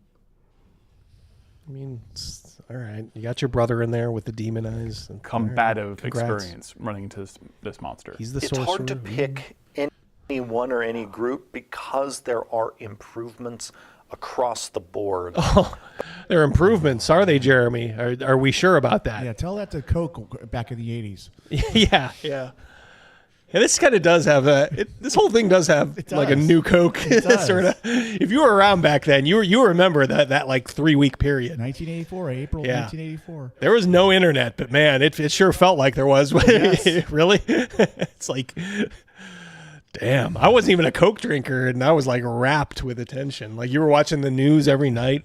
Like they would talk about the new Coke. But I think a great example, family of monsters, are the ancient dragons. I mentioned that we made sure in the art that the ancient dragons really show off how majestic and terrifying they can more be. Muddled bullshit. Protective in the case of the. Where you gotta go to? Shut your mouth. Why? Oh, don't go. Chris Miller. He's got to go. Oh, he's got a new book. Ooh, new book on Drive-Thru. 101 Samaritans. Sarmatians? Or Samaritans? Sarmatians. Oh, instead of 101 Dalmatians, 101 Sarmatians. I got you. Yeah. Guys, you see Chris here every week. I mean, you got to at least check it out. Why wouldn't you? After the stream. Why wouldn't you check it out? Or open up a separate tab, yeah. 101 Sarmatians. Have a good night, Chris. Maybe I just missed that with everything going on, like with my mom and all that, Chris. I'm sorry if I was ignoring that. But yes, guys, whatever Chris puts out, you need to check out. At least consider adding to your collection. It's a baptism of fire supplement. Oh, okay. Cool. There you go. Thraxis, $5. Is that Crawford's husband or his side piece? No comment. Thank you, Thraxis. Metallic dragons, but also in the stat blocks, people are going to find that not only are these dragons way more resilient than they ever were before with the number of hit points they have, but also these dragons are going to bring hurt more than they ever did before, and also have more tactical texture than they had before. We took I don't know what that means. Tactical fancy words. Tactical texture. Just making up words and phrases now, are we, Jeremy? Number of gameplay elements that used to exist outside the stat block in things like lair actions, and move those into the stat block itself to not only make the DM's life easier by having everything they need to know on running the creature right in front of them in the stat block, but also this was a chance for us to bring in new abilities. So for example, we in the past have said ancient dragons typically are spellcasters, but that existed as an option off in a sidebar in the 2014 Monster Manual. This time you're going to see that with the exception of, I think, the ancient white dragon, who's like just maybe starting to learn what a spell is. Inside joke, I love that. Stop it. When he gets on the bon mots, I tell you, it's hard to. OGG's out. Good night. Oh, good night. Jeez, Good night. all these guys. I wish you'd stay at your post. Maybe another few thousand years. Instead of being a trainee. The rest of the ancient dragons, they're now spellcasters. And so in addition to their usual physical menace, with their claws and their tail and their great maws and their breath weapons, they also now have spells they're casting. And why is he acting like dragons never could cast spells before? It's a mystery. Go ahead, grab snake oils there. Also, I think my milestone chats aren't showing up. I haven't seen any. You haven't seen them. Snake oil, you put what you want. Yeah, we got you. Crazymouse, yeah, you got snake oil, Sean. Yeah, you're going back. You're a made man. Yeah, we don't see it here. I don't even see it on my phone, snake oil. So just write what you were going to write, and Crazymouse will put it up. We'll stop and read it. That change is going to transform how those creatures feel in battle. There's also an under the hood thing that we did, not only with the ancient dragons, but with all of our legendary creatures. And that is, as we retuned all of our legendary creatures, we ensured that no matter what pathway the DM takes through that monster using the legendary... I mean, that at least looks okay. It's bright. Shimmy Slide says the same thing as milestones. You guys, if that's happening to you, just write milestone, we'll then like get you. apostrophe, like colon, and then just write what you're going to write, and we'll read them that way. Yeah. Yeah. We'll get to the bottom of it. Yeah, we'll get to the bottom of it. Your stuff will be read. I promise. Thump Just some put that skulls. put that it's a milestone. The rest of you guys, don't be wise guys. Actions, the monster is going to stay on CR. And this is significant because a decade ago... Yeah, Crafty Matt, it does have that sort of pastel, that soft. Yes. They're so resistant to using solid colors, like hard colors. Yes. And it's because, look, it's like I said, you're using women and, Brazilian guys. What do you want me to say? What do you want me to say? Snake Oil Sean, this is his milestone chat. He is a patron of the channel, like so many of you. We thank you all. Thank you, Sean. I was just saying, best Wednesday night chat on YouTube. Amen, brother. Yeah. Amen, Why brother. just Wednesday? Why we got to stop there? How about all the ones that end in Y? Remember the trap in Tomb of Horrors that flipped your gender? Yeah, the joke trap. Now it's serious consideration. Yeah. Yep. Thank you, guys. Yeah. Yeah. Sorry about that. I'm not sure why those aren't showing. Yep. It is showing that you're a defender now. Maybe now it'll let you do something. CR was focused on if the DM chooses the most powerful option every round, here is the monster's CR. Well, many of us as DMs found that sometimes... Wait, what is on his hand? Can you rewind it like 1 second? Yeah, just give me control here for a sec.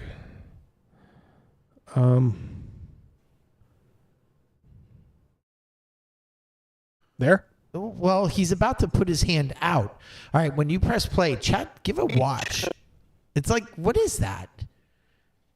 It's like he has Jell-O all over his hands. Am I wrong? You mean like on his thumb? His on thumb, his yeah, finger, yeah. his I see what thumb, you're saying. his Yeah, unless it's finger. like ink or something.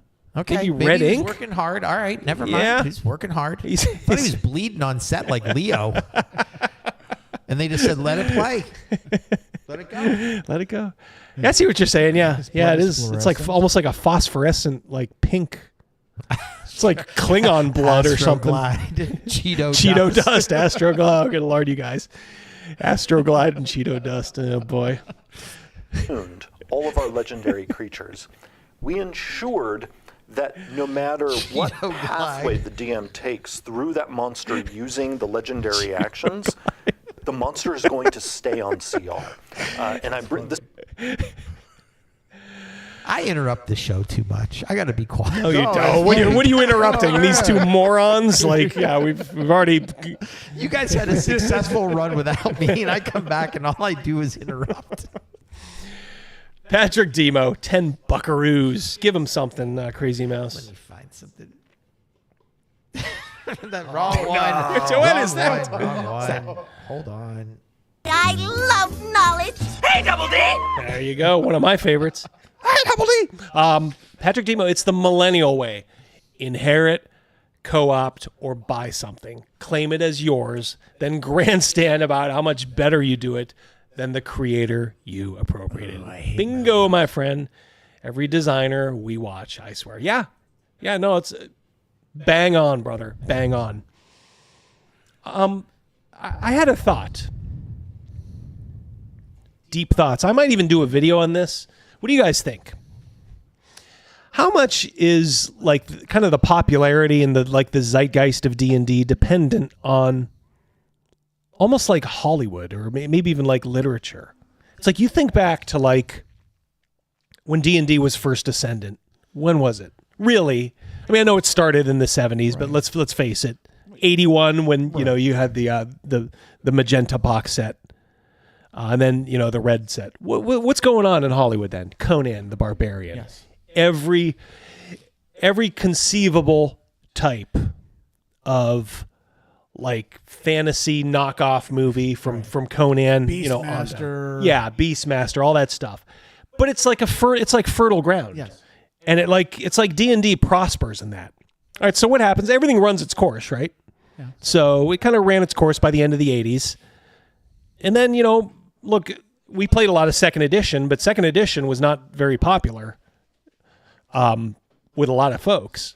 But what was popular in the 90s? It's freaking vampire. You're getting like Interview with the Vampire, you know, the books are coming out, the movies are coming out, you got Blade and stuff like that. That's just kind of permeating the cultural zeitgeist. All right, so then third edition comes out. And I understand it was getting kind of a boost from not being TSR anymore, not being, you know, second edition anymore. And it was going to make all these improvements. But you know, what's also coming out right with third edition? Lord of the Rings movies. Right. You know, it's like, I don't know, man. I'm thinking in my mind, like these little peaks that come up. It's almost like, are they culturally dependent on, you know, what's kind of going on in Hollywood, maybe what's going on a little bit in literature? I mean, like fourth edition, you know, third edition ran its course, and then fourth edition was just a misstep. But that really did boost fifth edition, because I don't think there was anything culturally that really boosted fifth edition other than the pandemic. Right. I don't know. Barbarian Queen, yeah. I'm going to do some of these movies. Twilight. Yeah, Twilight, yeah. Yeah. Sparkly vampires. Sparkly vampires, yeah. Yeah, yeah, everyone calls D&D medieval fantasy, but really it's pop culture fantasy. In some respects, yes. I don't know. The game's popularity seems to rise and fall in some regards with what's going on in Hollywood, what's going on maybe in, you know, nowadays, maybe in the streaming realm. Find someone who looks, you like the way that dude looks at Crawford. There is that thing about the guy that Stranger was big on Things, yeah. vaccines during the pandemic. What was his name? Dr. Fauci? Yes. And he was, the way he was staring at like President Obama or something, whoever it was. It was just like, oh my gosh, this guy gets it. I love him.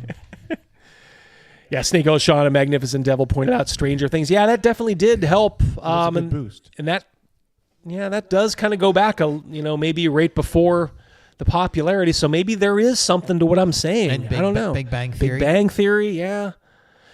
The problem is, you know, it's like now it's starting to get self-referential, as I think Greg said, in his video, like looking at the D&D movie.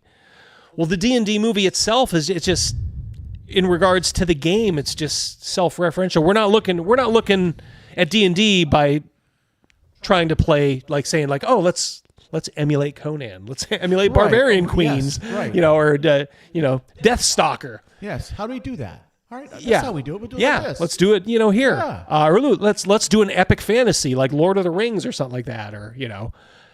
Now it's all like self-referential. Yeah. It's like a star that's like run out of hydrogen and now helium, and now it's just starting to like feed on those like heavier elements. You need minimal imagination when you're if you're playing the game and you're looking at the new Dungeons & Dragons movie. Mm-hmm. The minimal imagination while you're playing the game. If that's the reference, if that's what you're getting, then it's you might as well play a video game. Yep. Badger says the same thing. Stranger Things and Big Bang Theory. Yep. It's I don't know. It is kind of weird. I was just kind of thinking of that relationship. There's got to be something to it. I agree with you. There's got to be something there. I agree with you. But we're also, it doesn't speak well to what's going on now because there's really a vacuum out there. There's nothing. Get a giant alert on our computer. We're chuckling, chat, because we just stopped it. Me and Rogan just stopped an intruder. We got my that Norton. We got him. My Norton Firefox browser update thing came up. Crazymouse patted himself on the back. Job well done. That's Rogan too. We're team effort on that. A decade ago, the way we calculated CR Not today, mouse was cock. focused on if the DM chooses the most powerful option every round. We'll go just a little bit. CR. Look it. Well, See, many of us as that is DM. is that What is blood that? all over Did he like cut himself on his zipper? He's playing with pink slime. If he cut himself there, that's a bad cut. That's not blood. That can't be blood. It's too bright. He's a V. What is it? How do you get stuff there? That is like your ring finger and your. No, that's it's your middle to ring, right? Middle and point. Middle and pointer. Middle and oh yeah, middle point. All right, I was looking at my left hand. Yeah, that's his middle and pointer. What the fuck? Or the Jeremy, other what did you? you you got the Franks in front of the beans. Yeah, we can pan down to see the front of his pants.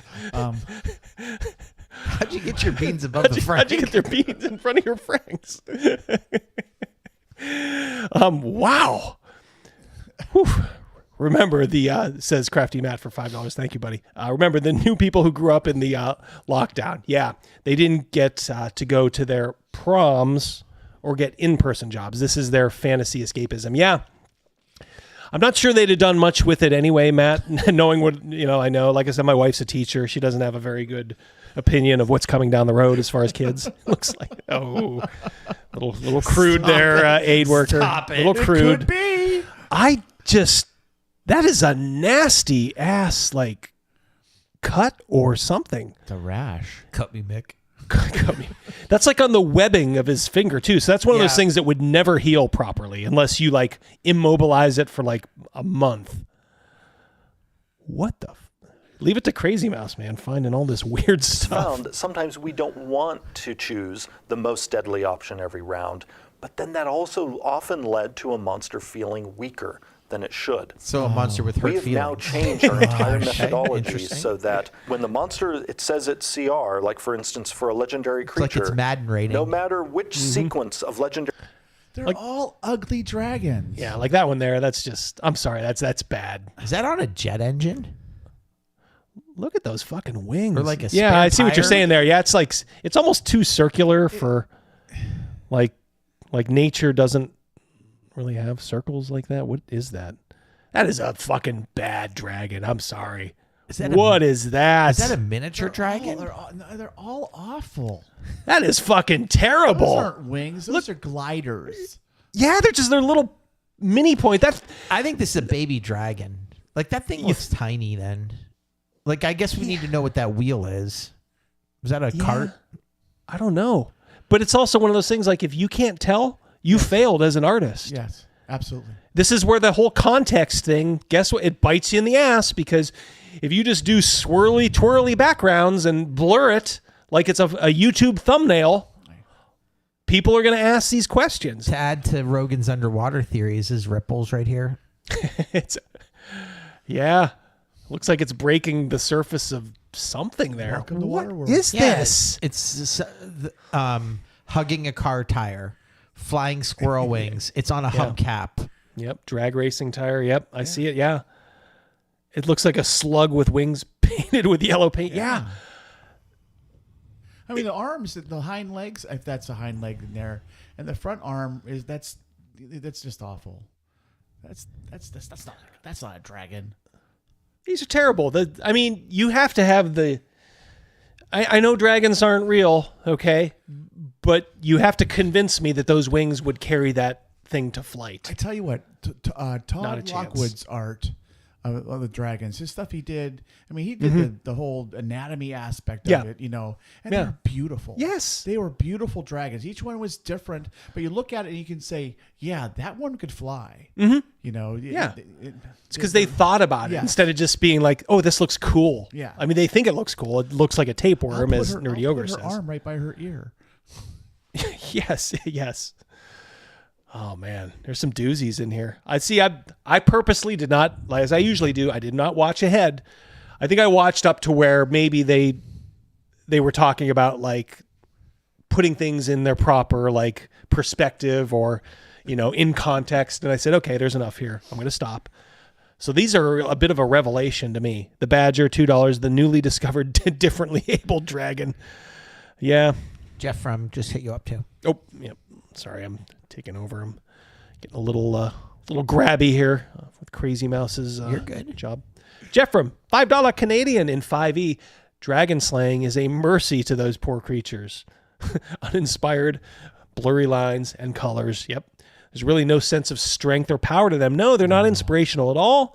This is not a creature you'd fear meeting or want to meet if you had to. It looks like it's a good dragon.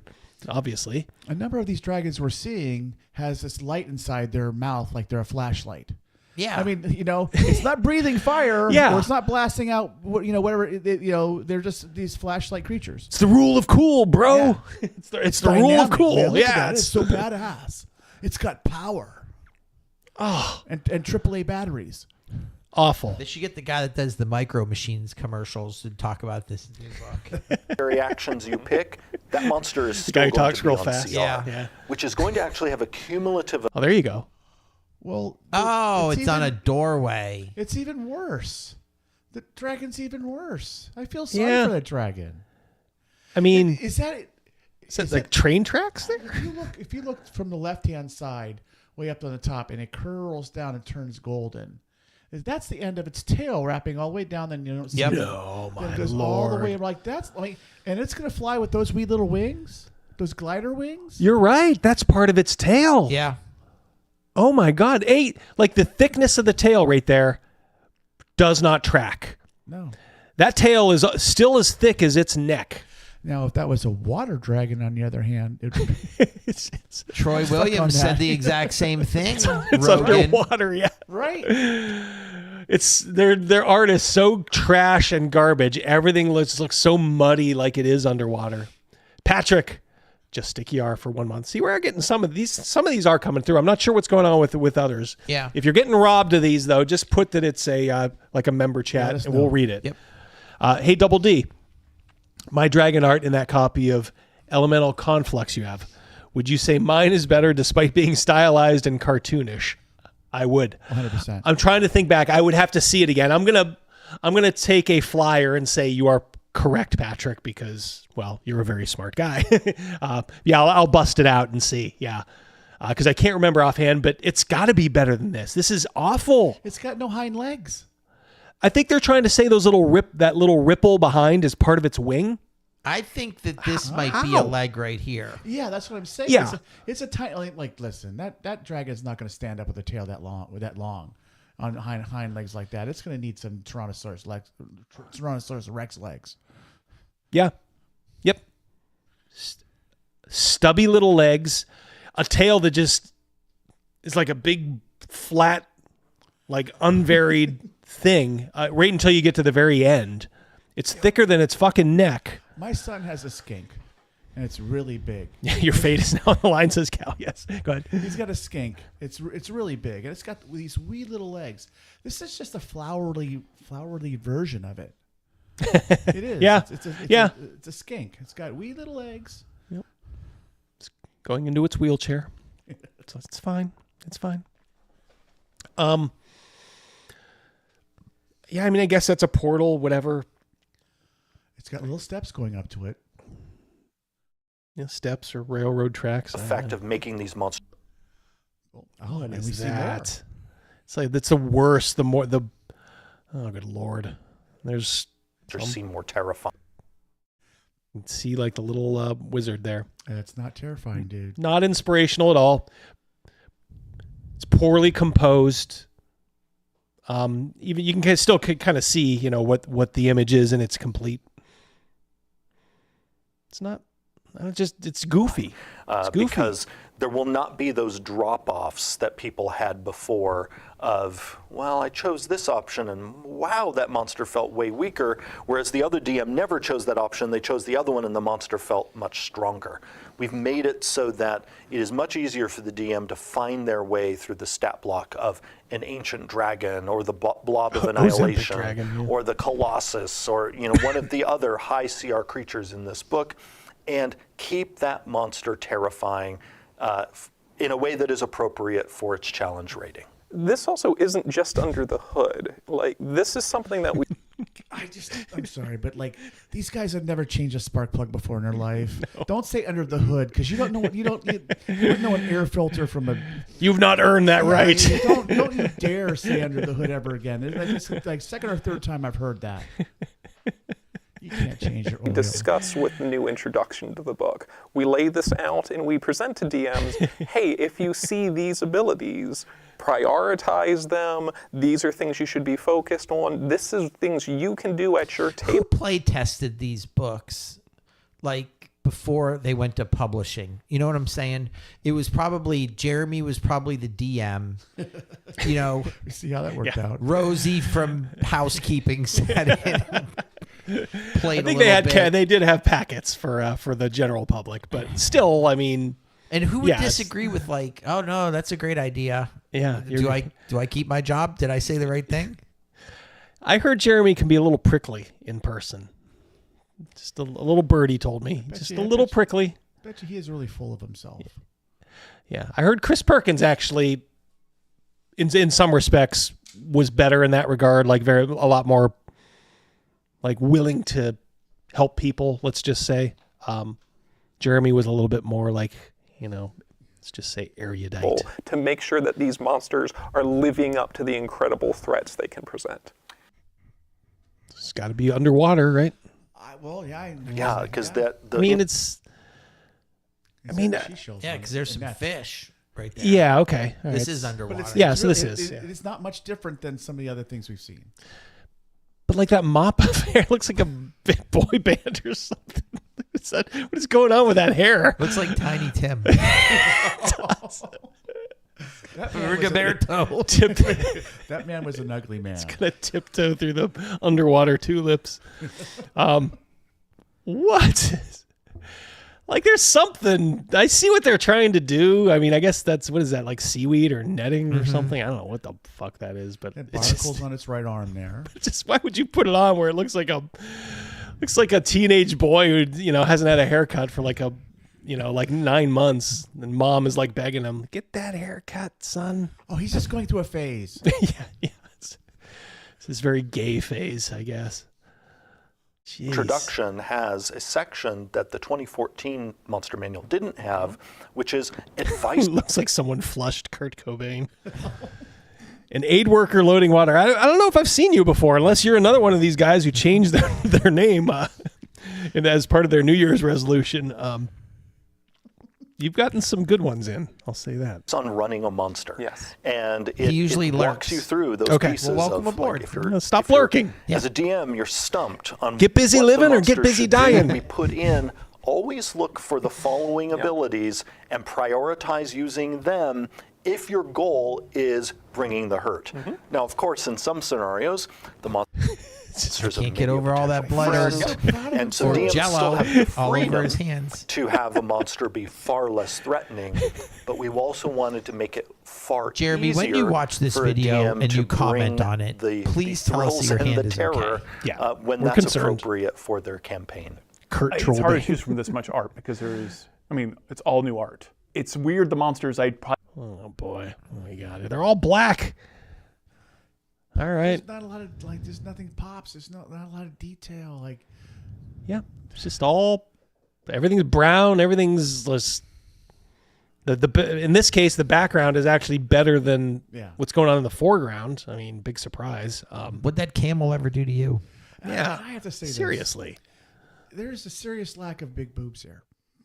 Yeah, you think that's not by design? I am sure that's by design. You have no idea. It's by design. I understand. I get these people don't like boobs. Cal says man pawn alert. I like that term, man pawn. What are they saying that these lions? Yeah, I like my vulture lions a little better. All right, yeah, Lemia's. Okay, so that one, right in the left there. Yes. Can someone explain what's going on with? What is that thing jutting out of its back? Is that like a hand? Is that what am I seeing there? It looks like I think it's part of its loincloth-esque thing. Oh, okay, yeah. All right, so that makes sense. But it's again a curious choice, is it not, to have the cloth end in the shape of like a hand, giving like the OK symbol, like that you can't give anymore because it's like a white supremacist thing. When we're looking at the pictures, any pictures, you look at how it flows. What draws your eyes first, and stuff like that. That right there is part of the image right there that takes away your, from what you want the picture to look at. It makes you question, like you said, you're questioning what the hell is it. Yeah. Chad, am I all wet here? Yeah. I mean that is the weird. So maybe this artist is like secretly based, and he's like, I'm going to give the old OK symbol. Yeah, John Osborne's like with Disney hiding the words. Yeah, all the penises too. Why a loincloth? Why wouldn't it be under the bag? Exactly. Yeah. Right. I guess it's. I don't know. You have to get that continued look of that. I don't even know. I can't even put it to words. Yeah, it's the secret white supreme, the white supreme Lamia. Wow. Yeah, I'm glad I'm not the only one who thinks it looks like that. It's just, like I said, I understand. Okay, it's part of the cloth, regardless of whether it's in the right spot. But again, this is not somebody who's looking at it and says, "Oh, I got to change that." Right. Or didn't show it to like a loved one. No. Who was honest with him and said, "What's going on here? That looks a little confusing." They just were like, "Cool, let's do this." There's been no one overseeing their art production at all. No one's saying, "Yeah, change that." Well, look, when you're hiring DEI, what can you say? You're telling them everything that they do is great to begin with, so you can't give them notes. You can never tell them like, "Stop doing this." It actually is in there twice. That OK symbol. It's right there. And right there. Right beneath it. Oh, yeah, it's like the shadow. Yeah, I think that's the shadow of it. Yeah, but it's like... Yeah. I think that's what they're trying to... Maybe at least they got the shadow right. Let's give them props for that. Yeah, I guess. It's curious, though. I mean, it doesn't look right. Maybe it's technically what you think you would see, but it doesn't really track, does it, Rogan? That's the shadow. That it's there, and it's like there's another part of it right. Yeah, it's fabric. It's supposed to be the fabric. Okay. Again, though, fabric that bears a striking similarity to the piece above it. So both of these pieces of fabric have the same general shape enough that Crazymouse is like, oh yeah, it's in the second place here, but no, it's a completely separate. The one in the middle there looks like he's just learning how to run. It looks like he's about to fall on his face. All right, so I'm seeing a tool in the bottom right corner.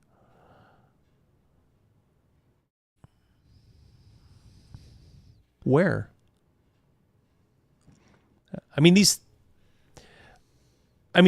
the dude in the back. I mean, these are he says, sorry, bottom left. Oh, okay. Oh, yeah, right there, popping out.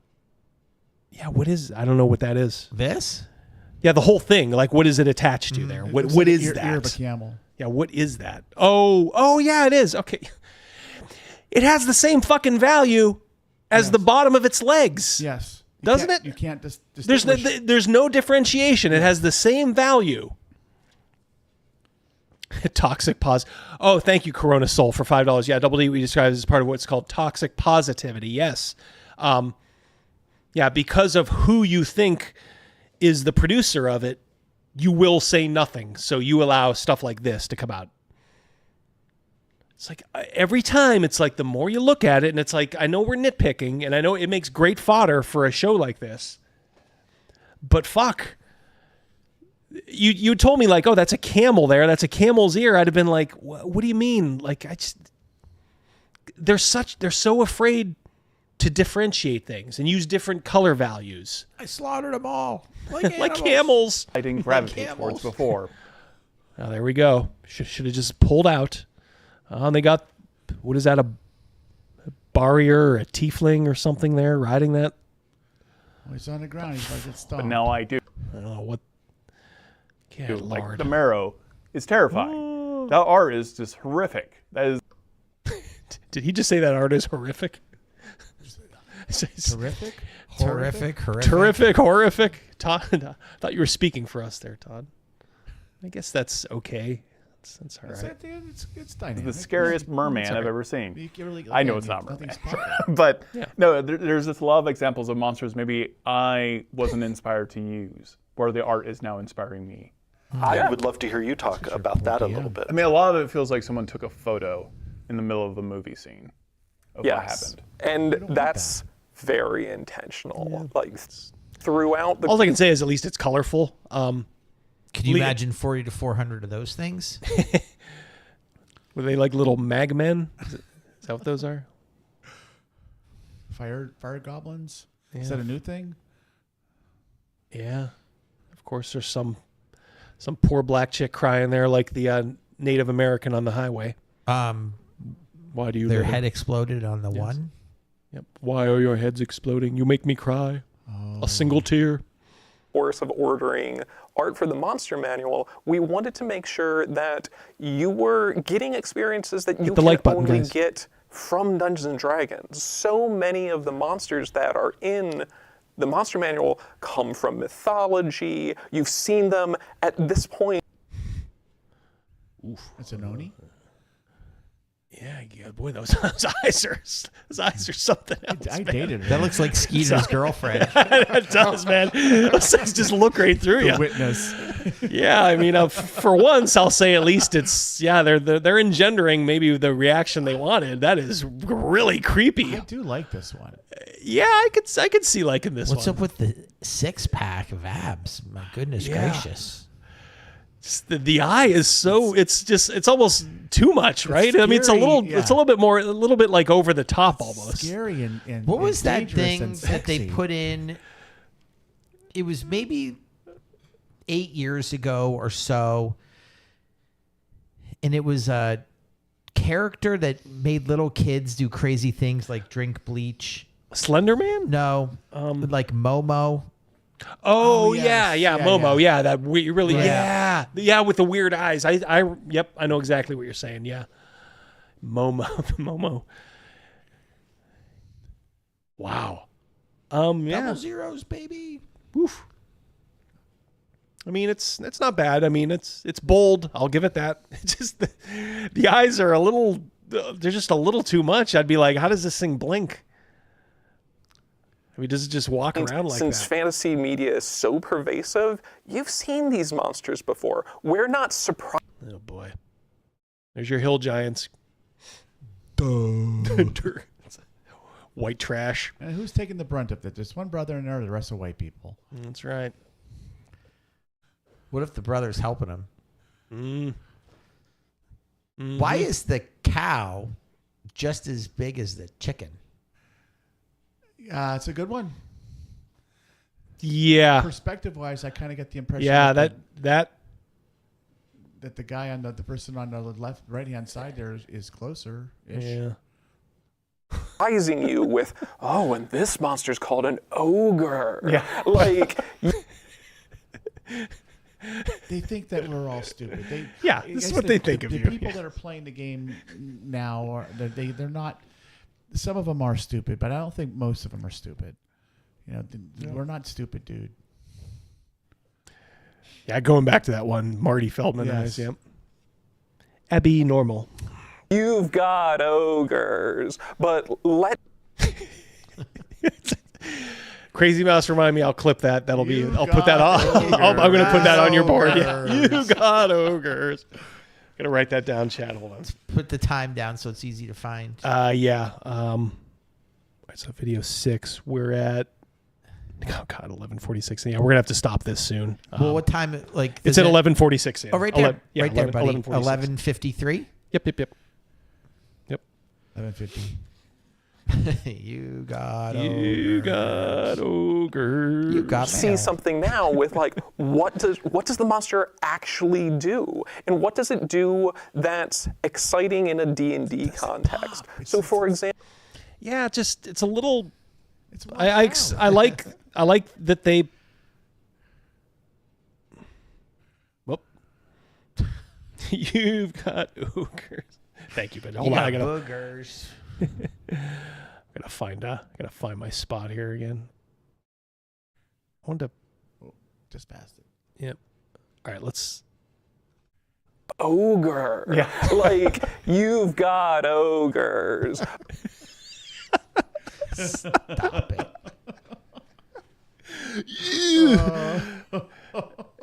It sounds like he's like smoking a doob. Like, even Mad Maggie's laughing at that one. Look at him. He's like, my bitch, it made me proud right there. Yeah, this guy's a cut up. But let's see something now with like what does the monster actually You've got ogres. do? Yeah, that's. I mean, look, I respect the choice. The demon looks good. It's just not. It's just not popping. It's just not kind of popping, and everything's just washed out. Yeah, and where is the left arm? Like, is this an amputee? It looks like it's coming from Brooklyn up above. Oh, there it is. Yeah, it's coming. He's doing an overhand. Okay, So I see. Yeah. What's the arrowheads flying about without the arrows? Are those shields? Yeah, shields maybe. Yeah, they could be. That's. I mean, it's compared to some of this other stuff. It's fine. Yes. It just doesn't quite pop. Like, I wish they would just learn like how to bring these things a little bit forward. You know, there's tricks. Obviously, these artists have probably learned in their training, and they're not using them. And I just don't understand why. Loading water says those are shields too. Yeah. So it's fine. It's good. It's good. It's fine. I'll say it's good, but it's not great. It could be great if it was popped a little bit. So, for example, I'm thinking of a piece like The Spectre, where the Spectre is this pretty basic spooky ghost monster. There's lots of spooky spooky ghost monster. Basic ghost monster. It's like an episode from Scooby-Doo. Yeah. Fry there. Ghost monster. It's really Mr. Jones, the janitor. Spooky ghost monsters, but the Spectre has a specific vulnerability where it's repelled by sunlight. And in that piece of art, you can see that the cleric in the image is surrounded by the sun, like a sun-like spell. Barely. I don't see it. Barely. Hold on. I need control here for a second. You got it. Crazymouse. I want to go back just a tinge here.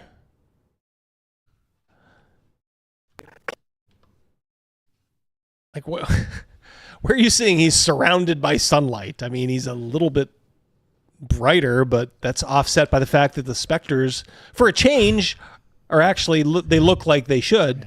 So, actually, not a half bad job on them, but there's that radiant kind of thing coming down on the ogre cleric or the orc cleric, but you're not really seeing like the radiance. I mean, if you just showed this, you'd have been like, this guy's checking his watch while he's surrounded by these. Not like, oh, he's calling down a mighty sun spell. Right. Like, well, show the sun then. Oh no, it's that little change in value that you see. Everybody's so afraid to just break out of the murk and the grime and the underwater. Like Rogan said earlier, everything looks like it's underwater. Cleric in the image is surrounded by the sun. Patrick Demo, $5. You guys are right. Everything these guys are saying screams, we really think you are retarded. Yeah. They do. They think we're dumb. Yep. I mean, look, you zoom in on it and it's like, well, yeah, I guess, but Just there's not much change in the value. Like a sunlight Nixon says at least the orc isn't that the specter isn't able to encroach on them. There's dozens of instances like this, even with something like the Mimic, where the Mimic, we've seen the Mimic be a treasure chest dozens of times, even outside of D&D and in other media. We wanted to present, here's all the things that mimics could be, and show a room that an adventurer is stumbling into, where, geez, like everything in that room is a mimic. You can see like the little faces on it. So we're gonna get over our every treasure chest is a mimic to, well, everything in there is a mimic now. It's like, that doesn't help. I'd be so pissed if I was a player and the DM just kept pulling that, like, and you reach your hand in and roll for initiative. It's a mimic. Yep. Check out the interview later on, Cal. Thank you. Yep. And those are just a few instances of, we wanted to have these be examples of not just experiences that you can only get with D&D, but to inspire you to, as the DM, to be like, oh, I never thought of a mimic maybe being a throne or being this other type of treasure. And now you can use that content and the female as a springboard to your own adventures. Some gender bending going on there. I love on the Mimic page, The and toilet so many seat mimic and Rapanath. I have all three Rapanathooks. I don't recall that one. I'll have to reread that. That's just cruel. Yeah, that's just mean. Look, there's certain monsters that I really rarely, if ever, use because look, the players are going to get pissed if you just keep throwing like mimics at them. They're kind of dumb. They're overplayed. A lot of you like Rust monsters. God bless you if you do, but I don't know. It just kind of seems like this thing. JP, thing touches your soul. I think it's. He looked at him lovingly a little bit ago when he cracked him up. You know. Mm-hmm. Now they're getting catty, like an old gay couple, like C-3PO and R2-D2. Other parts of the book is where you added those tables that are there to inspire the DM. There's love there. Yes. There is love. There's nothing wrong with that, but they are flirting. Yeah, now I am starting to wonder, like, Rubber Ducky, you're the You think of, like, for the Mimic, it's a list of Thank you, John. tables or lists. It's a list of, here are things the Mimic could be, or so many other monsters where it's like, here are... Yeah, no one of consequence thinks mimics were an original. Gygax hates his player's monster. Well, he probably didn't envision, like, them getting to play. He probably thought, like, every once in a while, maybe throw it in there. But, man, it's so overplayed, so overdone now. Things that might motivate this monster, or the different forms Ooh, another a wheelchair monster could mimic, take. a Dino, yes. You put in so many, Yes. what I think of as DM friends. I love it. Yes. Throughout the book. It's something that we talk about as early as the introduction, that every D&D monster is an adventure, or is really a Sean, springboard. There's PDFs out there floating around, if you know what I mean, about those monsters. Scarred Lands monster manuals. I like Scarred Lands. I kind of adopted Scarred Lands a little bit for the southern continent in Birthright of Aduria. I kind of pulled some stuff for it. So I actually kind of liked some of the Scarred Lands stuff. Back in the day. With a beholder in it. That is a very different adventure from, and this is a room with a goblin in it. And as soon as you see these monsters and you start... This is a room with a goblin in it. Okay. How about the whole dungeon is a giant mimic? Ooh, yeah. Says Brunner War Savage. Why not? It's like an Inception, as Corey says. Inception mimic, a mimic, mimicking a mimic, mimicking a mimic. Yeah, and it's all and it's just the whole thing is in the dungeon. Yeah. Start imagining, all right, what sort of environment is a beholder in? What is its do? It's a roper. See, this one is not muddied out. Yeah, I kind of like this one. The mouth doesn't look very functional, which would be my big complaint about this one.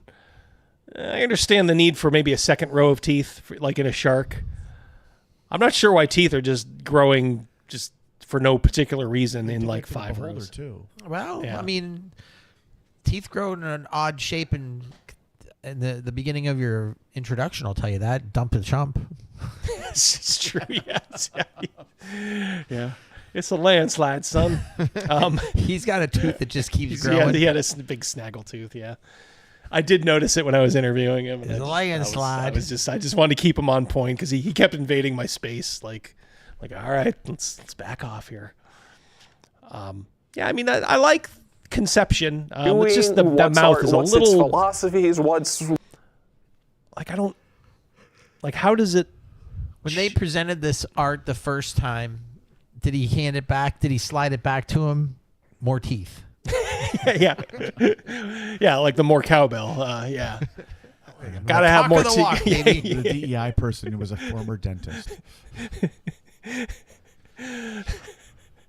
What's its motivations? And that's so different from these other critters. We wanted to really express that not just in the stat blocks, not just in the art, but to kind of tie that one back to our intro. That was a Roper, like Mr. Roper. Right. He should auto die if he bites his tongue, says Corey. Yeah, the way those teeth are going, like he's gonna be puncturing himself like nonstop. He takes 1 die 4 every round just from talking. Yeah. If you can survive long enough, he's gonna kill himself trying to eat you. So make a monologue. Yeah, just try to find a gap in his filibuster. Here, read this poem.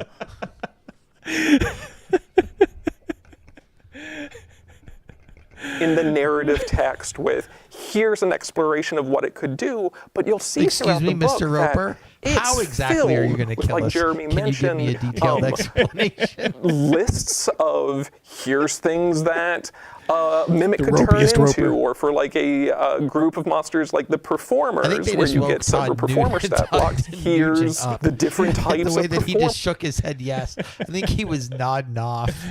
What the hell is this? Yeah, we're not gonna go through the whole thing, obviously, but there's 40 minutes left. We have only gone through 15. Could you imagine? Like, there's like almost 3 times what we've already been through here. That's Life Day right there. That Life Parade or whatever it's called.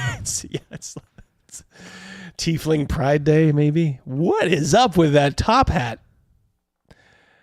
Wow, that top hat wearing midget goblin, maybe? Is that got pointy ears, right? Yeah. What if that's the face that's on that monkey? God, yes. I'm gonna be seeing that fucking thing in my nightmares tonight. That little monkey. Yeah, that little monkey looked like a Cronenberg. So does this little goblin, whatever that is, with a top hat. It's either like a Todd Browning freak or like Call a me Cronenberg. Alf one more time. You feeling strong? And what the acrobat here? What is going on with the foot? What am I not seeing here on the foot on that acrobat? Like her right foot. Pointing at the toe, the gold shoe on it. Yeah, Her toe's that's pointing. legit. Her toe. This is the bottom of her foot, double D, and she's pointing the toe at it. I don't see that. Okay, that's legit. I just wasn't. I was a former acrobat. I was in circus. Yeah, it kind of looked all kind of blurry down there a little bit, but that could be me in the blue dress, blue and black, white. That and looks gold. like a pose that maybe Jim Carrey would have done in one of his movies. Like sliding. Fun with Dick and Jane when he slides across the floor at Costco. Fun with Dick and Jane. Somebody says George Takei on the violin there. Yeah, and then. So I'm trying to I'm looking at this and looking. Okay, what is the story? This is from the Monster Manual, right? So, where's the monster? Yeah, what are they highlighting here? Yeah, like this is the drum. it's a mimic. It's a mimic. God. Gnome looks like a munchkin. Yeah, this kind of reminds me of some commercials. What is this? Oh, it's obviously a festival. No, it's a commercial about a car. It's like that Stone Toss or whatever comic, when they show all this kind of crazy stuff and they're like, how does this help us sell cars? And they're like, sell cars. That's not the point. The point is this. Yeah, Cal, it's a parade of some kind. Wow. I'm sorry. I'm just looking at how big the head is on that little goblin midget or gnome or whatever that fucking thing is. I feel bad for her. It's as big as her torso. Like Yes. her upper torso. Yeah. Yeah, and it's like, how could you not? They gave the first drawing. The guy slid it right back, and he said, "Bigger head." Bigger head, yes. I want a big head. I mean, I'm not all wet there, am I? Like the other stuff is what it is. It's kind of cringy, but I mean, it more or less makes sense. Yeah, it's an acrobatic troupe or whatever. It's like I get it. Her shoulders start immediately where her head meets the neck. Mm-hmm. I mean, There's no like. It is like a genuine freak, right? Are we willing to say that? That is a genuine freak, which is weird because I'm like, okay, I understand, I can get behind it, but I just can't see them like okaying that, especially like a woman. That's definitely a Zazem. Sure. Well, yeah, if you say What so. I'm saying. I read it someplace. A Zazem, Z-E-M.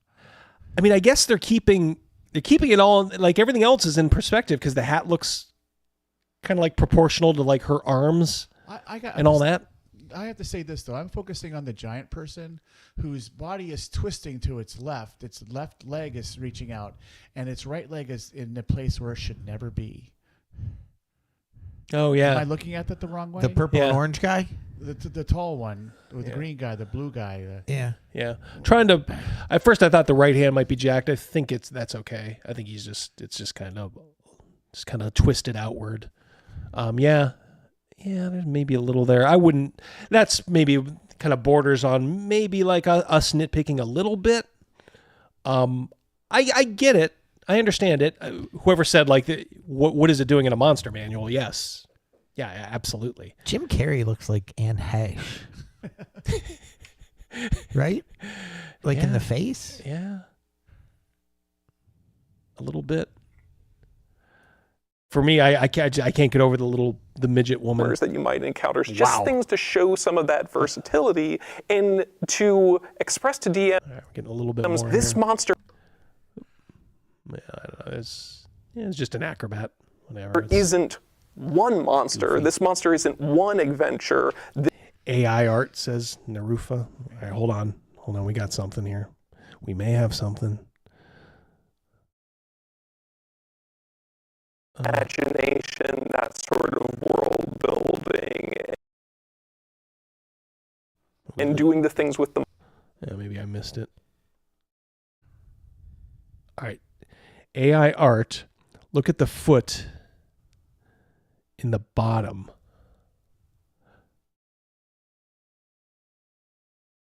Whose foot? Is it the dancer on the right-hand side that has the violin? Yeah, that's because that's initially where I went, but that looks like it's going the right way. Looks like it's a.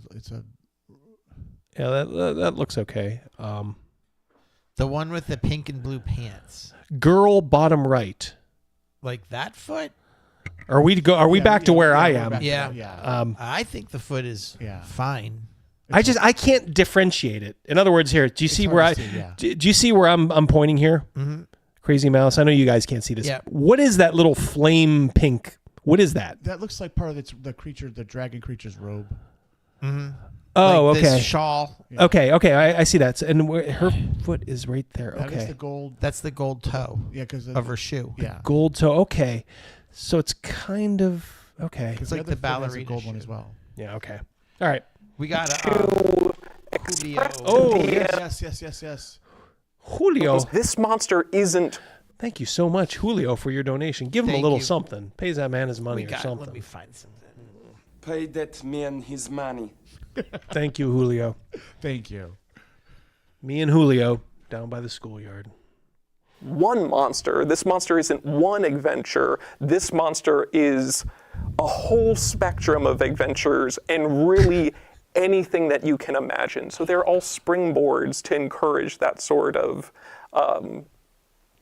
imagination, that sort of world building, and doing the things with the monsters that a DM wants to do at their table, not just locking it into one thing that's our version. And that speaks so much to how people actually use the monster manual. You flip through it and you think of an adventure. You start to daydream. It's a lot of daydreaming fodder when you're flipping through the book, and so you're just giving more tools for that. And in many cases, we wanted to back off on some of the like deep.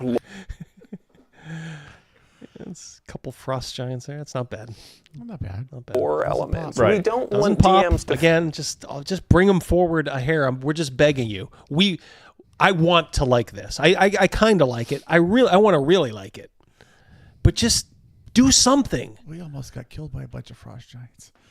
Feel like they need to have taken another class, or that they've missed like something Smurfs, in learning about this monsters. We wanted to express, here's the basic overview, and in many cases, here's something that they focus on, here's how to use them tactically, here's something interesting they can do in battle, but then these are also interesting elements that are unique to them that you might be able to express in a spectrum of different ways. That one looked like I'm Nick thinking of Tortelli the from animated Cheers. objects, for example. Also includes a table of just, why is this object animated? And then it's like, maybe it's Fey trickery that did it. Maybe a wizard created it. Maybe the things are possessed or something.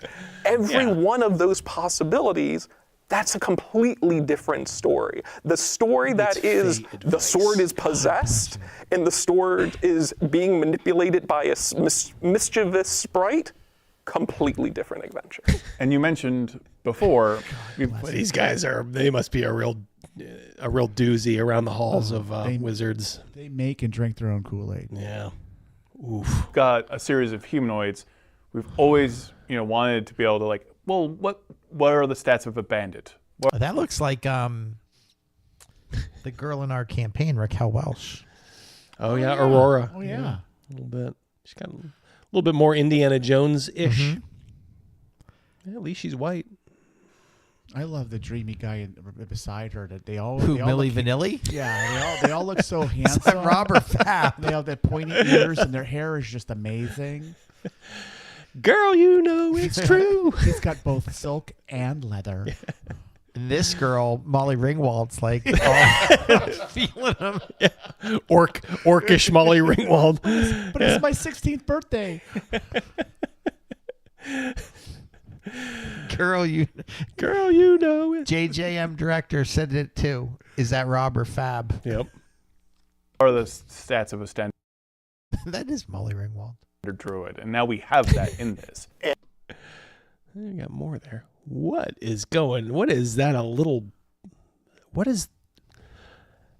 are they in love with little midgets? What the is AI that? art cut off her tattoo on her arm. Yeah. Oh, no, it can't be that obvious, that is it? sword is wonky. It's a wonky sword.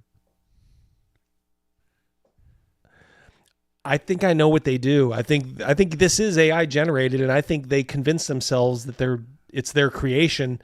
I think they just recreate it, even down to the faults.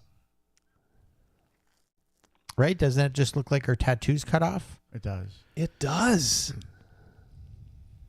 I mean, unless there's some significance to that. I don't know if anybody in the chat knows anything about is that just random symbols, or is that it's the girl from Stranger Things? I have to say there's a lack of cleavage. I mean, in a picture like this, there would be some cleavage. I mean, I know this is the male perspective here, and I'm an old dude, et cetera, but normally there would be a little bit of cleavage. I will say something positive. I like the hooded figure coming into the room. I like that as well. I like her shoulder pad. Yeah, there's a little bit of a story told here. It's a little goofy with all the, demi-humans and all the furries and such. The little guy in the bottom there with the red ninja costume casting a spell with Yeah. I'd like to know his story. Not.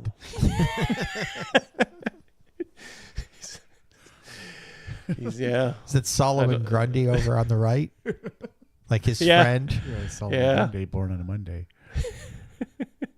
And we had the NPC seeing more. appendix in the 2014. Wait, how does she have a gun? Is that an arquebus? I guess. She must be the little guy at the bottom's pissed off because he didn't get a tip. Where's my tip? I want my $2. His name is Tim. I think I'll marry him. I don't know what that little creature is. I mean, it looks like it might be a guy. Is it like a halfling? I think the girl and Solomon Grundy are together because his crossbow looks like her pistol. Mm-hmm. Yeah, I'll buy that for $1. Yeah. I want my $2. Want my $2. I can't. I'm fixated on the little guy. I can't help it. I am fixated. Like, what's just always I wanna know something the so story. weird in these Yeah. pictures. It's just like I could care less why this woman's pissed off pointing a sword at the guy with the beard, and that's probably a woman with the beard. But it's okay. And But that fucking sword is bent upwards. You can't tell me that thing is not that's got bent upwards. Either a severely magical sword, or have to carry something so butt ugly like that. I mean, it's such a wreck. It is awful. It is awful. That I think it's supposed to be a woman, but it does look like Rob or Fab. I mean, that is like a troon elf. Oh man, that hair is just mein Gott. Who was that? Teresa Nielsen, was that her name? I think I don't know. She did a lot of art for Magic the Gathering and stuff, like fantastic stuff. That kind of reminds me of her style right there when I'm looking at that dude. Well, I'm sure the AI modeled it after. I'm sure whoever put it in said, Right. I would like a piece, in the style of her art is fantastic. Is her sword come from that slot? Must be. I would think so. Wouldn't that be on the wrong side? I agree. Meat says, I guess her finger's bending it. Yeah, I mean, I guess that would be to her advantage in How some would way. she'd pull out her own sword awkwardly. Right. We see a woman doing art wouldn't understand that. Mm-hmm. Sorry, ladies. Yeah. Is that Karen Bass on the left? Yeah. Oh man. It's one of those things. Are they going in there robbing the place? Because they see the fear in the woman in the extreme left, and then Molly Ringwald next to her, and the guy the dreamy elf guy has his finger down in a purposeful way, and there's the gold on the table. I think Rob or Fab is robbing them too. Yeah, I think the whole group is. I want all that money. But like it should be like the story should be the people coming in are about to ambush them, or like, haha, put your weapons down. And if that's the case, those two chicks that are sitting down, Molly Ringwald and her date, should be looking squarely at the door. Yes. Like they should draw your attention, like, oh, this other thing is happening back here, and they're surprised by it too. Right. At least that's the way I would kind of structure it. Right. Oh, absolutely. But they don't understand composition. Yeah, that's like, and for once, they don't have a problem bringing the main person forward. The main person is jacked up in a few ways. Indiana Jones and Robin Fab have the same earring. They're part of the same guild. Oh yeah. Yeah. How about the big guy in the back? Does he have the same earring as well? It looks like he has something dangling I think they're there for implying sure. that. Yeah, I think they're So implying they're all it. part of the same gang. The where's my $2 gang? God, that little midget. What is it with them and these little people? I'm fascinated by this one. That is like the third midget I've seen, and they just, at least this one doesn't have a head size of a watermelon, but my God. Player's Handbook. And so those I like how we do this. It's like you see a little bit more. I don't know. I don't think there was anything else to see. But yeah, we wanted to have them return with many companions. And so we added performers, we've added pirates, we've added more But those aren't monsters. Am I wrong? So it looks like Candyland. There's like literally a bubblegum house in the back. What? Chutes and ladders. Is that somebody's feet up on top there? On top of the building there on kind of the left there. Yeah, somebody's jumping. So somebody's jumping or they're trying to... I mean, I understand slice of life, but it's so uninspiring. This is a story I don't want nothing to know about. Yes, such diverse pastel and whimsy. Yeah, this is it. Take a good long look. Hey, look, I love it. I love doing this. It seems like everybody in the audience loves showing up and just cutting this shit up. Great, keep doing it. Oh, you're right. I'll keep doing it, but. Like if you had serious notions about this stuff and you're looking at your monster manual and you're like, what the fuck is this? Even like this is Candyland bullshit. The existing groups, we've added more options. What is going on with Peter Pan up there? So, Hey, as the shoe guy would say, I just saved myself $150. Now there are more cultist variants. There are more priest variants. There are more mage variants. But there's no detail. It doesn't pop. That looks like his hand is becoming that claw, right? Is that what that is? Like his yeah, spell? Could be. Yeah. So I guess that part's cool. Is that a shrimp man? What is that thing that he's fighting? Or is that... Yeah, it's some kind of a tentacled... Is that Kurt Cobain monster in underwater? Yeah. Looks like it's doing the same thing with its hand, maybe doing the thing. Okay, that's fine. That's okay. Just want it to pop. Fire versus snakes. I want to see. I want to be able to look at it and see some detail a little bit. To have a clearer picture in my head. Like Matthew says it's an elemental claw. Okay. Yeah, it's like I said, it looks and the cool. centipede spell. I'd like to see a little bit more of the guy in the front there. They don't understand, like, they can have a guy up front and they can detail it and put a little bit of it into some light. And if you want to keep the guy in the back with the red, the fire claw, the elemental claw, and just keep the details a little bit hidden on him, that's fine. But it's like both of them are just so on and so too forth dark. because we know how much DMs I like the use spell that NPC effect. section. I mean, heck, was I good. as a DM used the NPC section of the 2014 Monster Manual more than any other part of that book. So even we, just as dungeon masters, wanted even more NPC options in the book. And so that means people are going to get to see a whole bunch of new NPC stat blocks. They're going to get to see the old ones enhanced in a variety. All right. I guess it's just like a ritual, like a resurrection of some kind. Okay. I just seeing these orc priests. What was that movie with the Tom Cruise and Nicole Kidman, Eyes Wide Shut?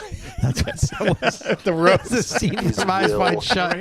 Just to give the DM even more. Yeah, there you go. Yeah. Speak of the devil. Didn't even plan that.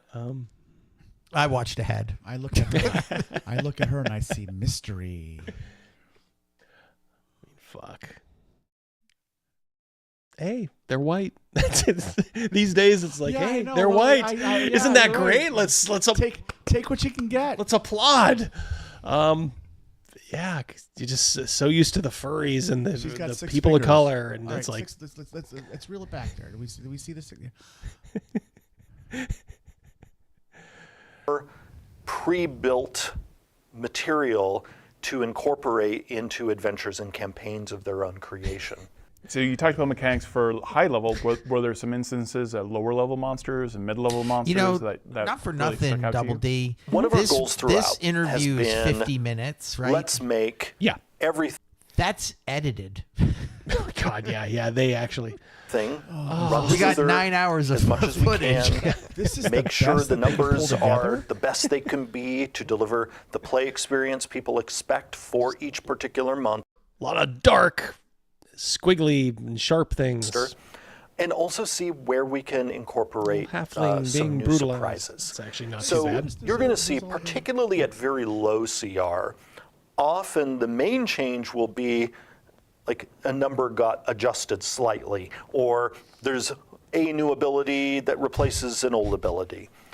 But it's as you go up in CR, because it tends to be that as you go up in CR, the monsters end up having more moving parts, that's where you will see more and more new things. Here's one example. When you get to the vampire section. Yeah, no, yeah. I was about to say that too. Both Yeah, vampire fans, and so we all are. Yes, I think it's a D&D thing, given that the Curse of Strahd is everyone in this video is wearing black. Yes, we're all wearing black. So not only are there more vampires than before, that's many of our monster families have expanded, and so we have not only have a new lower CR option. Our family has expanded as he looks to his lover.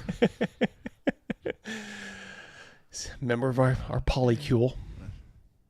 What the fuck? Let's see that right arm bent in an odd. Yeah, I was about to say the same thing, Rogan. Yeah, we saw it.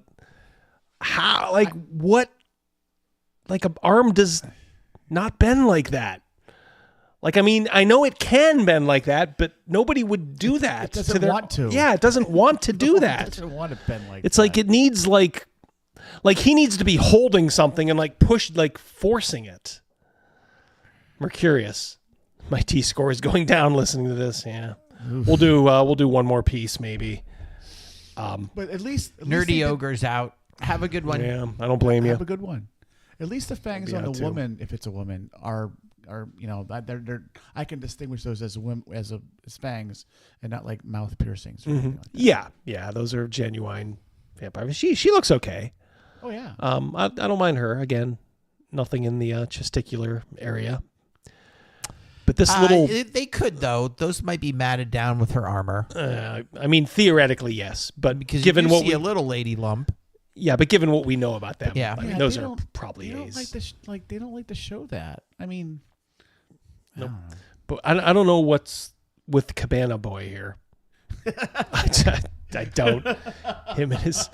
It's like a mismatch of like styles too. Yes. He looks like he's got like an asp, like he's like an Egyptian slave or something. She's looking one way, determined, and she has this spicy look on her face. He's looking completely a different way. He's looking at the camera. Yeah, he's breaking the fourth wall. Yeah, I'm ready for my close up, Mr. DeVille.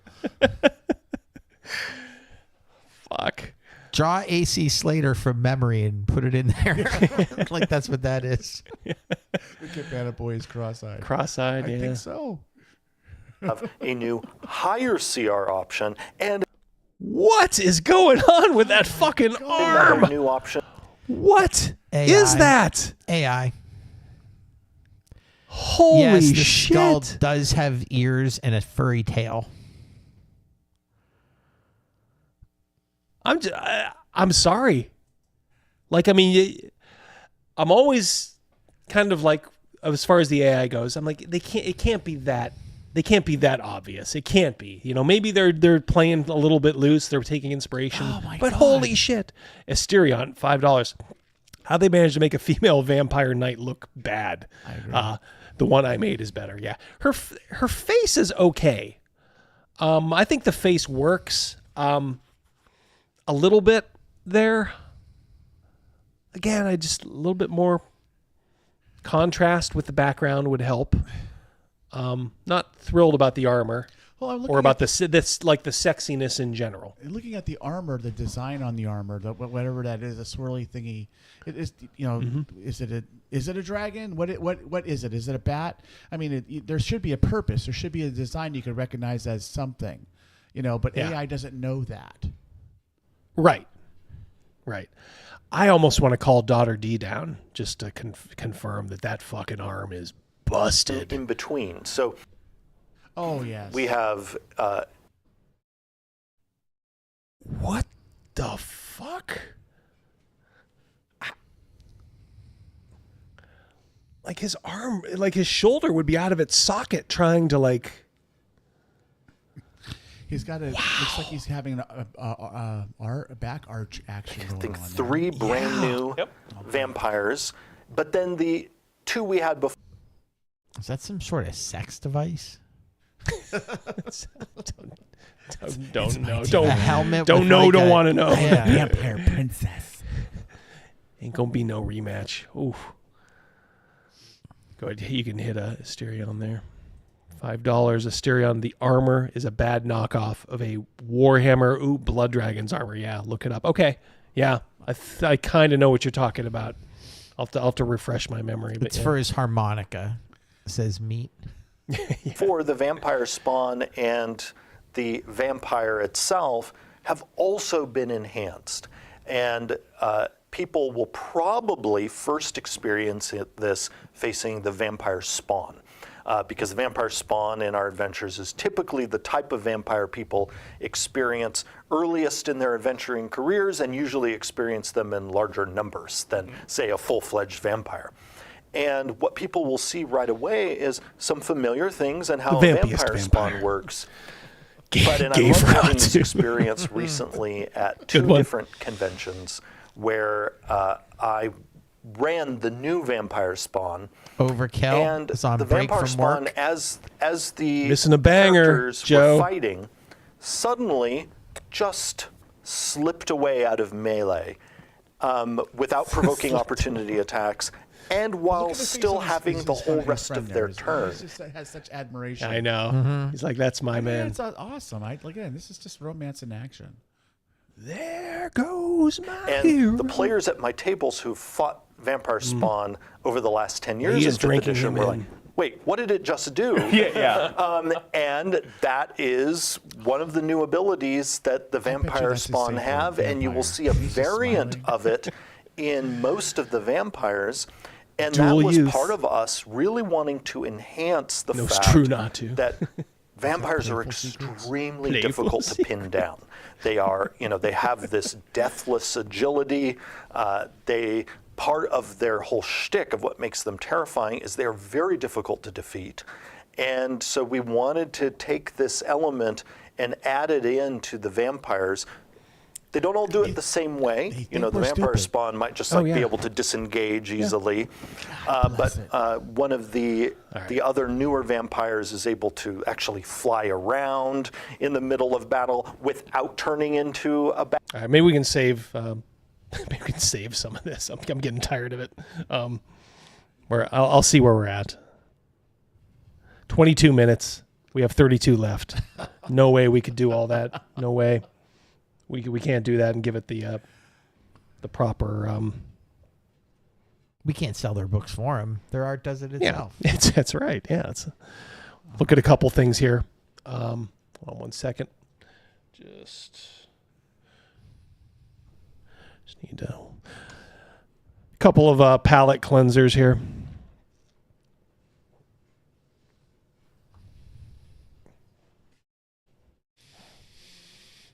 Okay.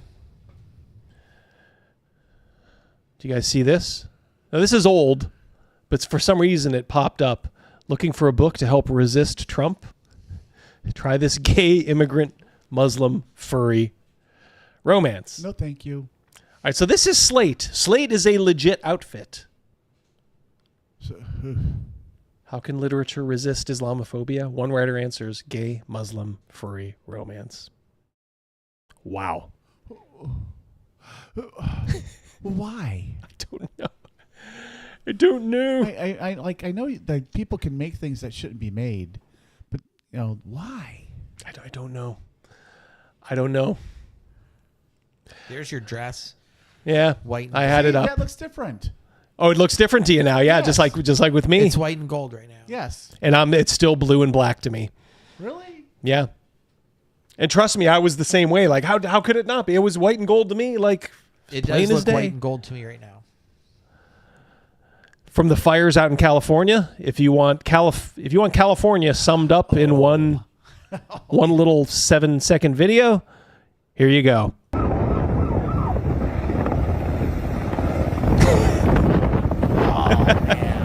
So close. So close. That's awful. I mean, okay. All right. What are we doing here, people? What are we doing? That's definitely white and gold now. You had one job, yeah. Oh, We've man. all seen this. Yes, we have. Let's we must watch. You want to see somebody that responds to your house, your emergency, whether it's a medical call or a fire call, that looks like you. It gives Why? that person a little bit more ease, knowing that somebody might understand their situation better. Is she strong enough to do this? Or you couldn't carry my husband out of a fire, which my response is, he got himself in the wrong place if I have to carry him out of a fire. I heard a thing. I was listening to that lady right there. That person makes over $300,000. Yeah. Yeah, and it's shocking. I'm baffled by this. But I mean, people had to keep like, not the Bee, Babylon Bee kept saying like, no, this is not like you would have thought in days gone by. Yeah, this is a Mad TV right sketch or something like that, or In Living Color. No, she just said, if your husband is in bed and dying of smoke inhalation, maybe they're disabled or something. This is it. Which my response is, he got himself in the wrong place if I have to carry him out of a fire. You're fired. You're a fucking fireman. I have a buddy I've known ever since high school. Good dude. And he busted his ass for many, many years to join the fire department. And in his late 30s, early 40s, he got into the fire department. And he had to go through the rigorous training, all that stuff, that all the younger guys are going through, carrying the dummies up to this and that and climbing up to this and that to be that. You can't tell me that big ass woman right there, she's right. She's 100% right. You're not going to carry anybody out of the fire. You're not going to go in the fire. You're going to sit in your office someplace, and you're going to order stuff off of IKEA or whatever, and you're not going to give a frick about anybody in the fire, obviously. No. I mean, it shows the death of DEI when you can say to even the most liberal soccer mom or whatever, who do you want rescuing your kids or your husband? Let's say your husband because they need to carry somebody else. Right. Is it some white guy who looks like your typical white, macho firefighter stud? Yeah. The ones that make the calendars? Yeah, the ones that make the calendars, exactly. Or that chick. The obvious thing is right here. The white stud, the muscles and stuff like that, aggression, action, strength. Yeah, things we used to value. Yeah, that's a guy that went above and beyond to get his body someplace. I don't care if the guy he loves to be looked at by everybody. He's also going to jump into fire and drag my fat ass out. Yes, that's what anybody would want. Anybody would want. This is about. God, I guess I need an ad blocker. I guess. With the release of Curse of Strahd, D&D's most beloved 5e campaign, it feels like yesterday, but I'd remake it in a heartbeat. This is from Jeffrem. He sent it to me. Next year, D&D's most popular 5e campaign turns 10, Curse of Strahd. Seems no less loved now than it did a decade ago. It all stems from, the original Ravenloft Strahd. So they're talking about just the history of it. What is this? Oh, these fucking ads, man. You're gonna do me in. Talking about the original. It's by far the most popular setting. You can see here. Descent into Avernus, 15,000. This is group, a Reddit group or whatever. Strahd has almost 4 times as many as the closest one. But as always, this is from wargamer.com. The bad. While Curse of Strahd is the best of the bunch, it still suffers from some of the issues typical to pre-written Wizards of the Coast module. Balance of combat is patchy. Okay, well that's a design thing. Talking about the villain being fleshed out, but the people around him aren't given the same treatment. Well, tough. I mean, yeah, that's just sometimes the way in a canned adventure. That's sort of the way it is. Entire sections of the sandbox setting that can be skipped by players. So uninteresting are their encounters. Well, then you got to jazz them up a little bit. Or irrelevant they are to the story. Well, then maybe it's not a classic, or at least the most recent one isn't a classic. You wrote a fucking article about how this Ravenloft is a classic. Shimmy slides out. Why? Peace, edgelord. I will call you by your Christian name. That was a good one. It's like he converted to Islam. Oh no. Well, I mean, Lou Alcindor did to Kareem. Yeah. It's like It's like Cassius Clay, Muhammad Ali. It's Edgelord or Shimmy. I don't know, man. I'm going to call you by your Christian Three Musketeers. Talking about problematic mechanics. Talking about practice. We talk about practice. And of course, here it is, the ugly. There's one far more grievous issue with Curse of Strahd, and it's one that Wizards has already attempted to fix with a 2020 re-release of the module. The book featured stereotypical and unkind descriptions of the Vistani, who are the gypsies, right out of Bram Stoker. Made it clear they were a racist stand-in for Romani and traveler communities. Ask anybody who's ever been to Europe and had to deal with those. Like my son. He said they were like just relentless. Yeah. Just fucking relentless trying to get money from people. I don't know if I ever told this story, but one little kid put his cup in the middle of the road. I don't know if this was in Italy or Greece. And it was just full of change. And he was hoping people would just throw stuff in there. But I guess one of the girls on the trip that Sunny D was on had so much of these people. And I think like one of them maybe started to touch him, this girl, and she had enough. And she lined up like Raphael Septien and fucking booted that that change cup. Like if Sunny D said for a moment, like you could see like every coin like splashing up in the air as this thing would have been good from like 45 yards away, and then just boom, a rain of coins just coming down on the road. It's like, there you go. Wow. Sorry. Get what you pay for. Yep. But yeah, they hate the gyps. They hate quote unquote stereotyping the gypsies, even though in Bram Stoker's Dracula they were helping him. 2020 Curse acts the more overt stereotyping, such as claiming all Vistani are villains, drunkards, lazy, and so on. You know, little truth in everything. Little else was changed about the contents. However, such problematic assumptions are still baked into the game. I don't know. Well, my impression was Vistani is they're a tool to carry the story someplace, and the tool doesn't always have to be wearing a white hat. Doesn't always have to wear a black hat. Yeah. But, the Vistani is a specific tool of mystery. And look, they're European. Yeah. I mean, I'm sorry, but they may be like darker skinned, whatever, but they are European. I don't know. I never had a problem with it. There may be a Strahd-shaped hole in this year's D&D release schedule.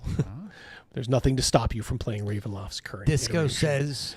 Babylon B just dropped a spoof of the lesbian fire chief with a cripple guy. Oh boy, gotta see that DB. Yeah, hold on one second. Let me Cheers. Yeah, give me a moment here. Let me find it.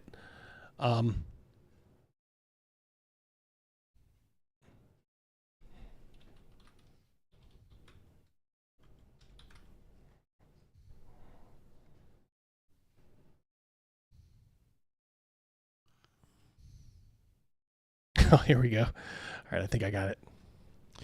Let's let it play through. It's 3 minutes. All right, we'll let it play through. Here we go. The reality is that you're not one of the boys who have legs. You'll never be one of the boys who have legs. But you can be a good firefighter. People see you and they're like, wow, look at you, They're so excited. Like, he's a firefighter. And he's got no legs, because there's not a lot of us for some reason. Probably racism. If you're also a member of the legless community, you want to see somebody that responds to your house, your emergency, whether it's a medical call or a fire call, somebody that looks like you and also doesn't have legs that work. It gives that person a little bit of more ease, knowing that this person might understand their situation a little better. People love that I'm a wheelchair firefighter going around the community kicking butt. I mean, not literally because of the legs that don't work. It's a metaphor. Every time you see a firefighter in a movie or show, they have legs and they're walking. The media plays such a big role in everybody's lives now that it's so powerful for people to see a positive, uplifting portrayal of a firefighter that's just rolling around. If you start thinking about the leg challenge, you think of desk jobs. You think of any job that you have to sit for a long time. You think about somebody who might be a headmaster for a school for gifted youngsters. But you wouldn't think of a firefighter when it's something that is actually a reality for many of the unlegged community. You can't be it if you can't see it. And so that's why it's so important for young members of the leg-free community to see us riding around on fire trucks. Plus, it's fun. Is he strong enough to do this? Or you couldn't carry me out of a fire? Or does he have enough legs for this? Which my response is, you got yourself in the wrong place if you need me to wheel you out of a fire. It's basically your fault. I was the first paraplegic person to be promoted to the rank of battalion chief. With each promotion, more eyes come on you, more scrutiny. They want to know, does he know what he's doing? Does he keep his crew safe? Can he get into a house that has more than a moderately sloped ramp? Some people walk in with the respect already. But as a person born with leg deficiency, you have to know your stuff. You're not given the opportunity not to know it. Not given, you have to know it. When it comes to the walking impaired and being a firefighter, you're capable of doing it. It's not a bipedal normative person's world. It's not a bipedal normative person's field. I'm here, I'm a man, and I'm doing it. Bravo. The problem is, like, it suffers because there's just so much craziness, like, for real. Like, did you see that they're getting rid of transgender in sports? Oh, I saw that passed. Yeah. Yeah, and I think 2 Democrats voted for it. Somebody said something like, "It looks like America's trying to get back to common sense." Well, I would hope so. This is going to be the last layer for a long time done under this regime. By next Wednesday, we will be hopefully into common sense world again. That's Monday, correct? When he takes over? Yep. Yep. I think back again. I can't recall the young lady's name. The college swimmer who O'Reilly Gaines. Yeah, you know all the things that she had to say in regards to what happened, her experiences, and I think of your daughter and yours and my daughter, swimmers, water polo, and that, and I just can't imagine a dude in the locker room, with my daughter and her friends on the team, just suiting up. I would have an amazingly raw time with that.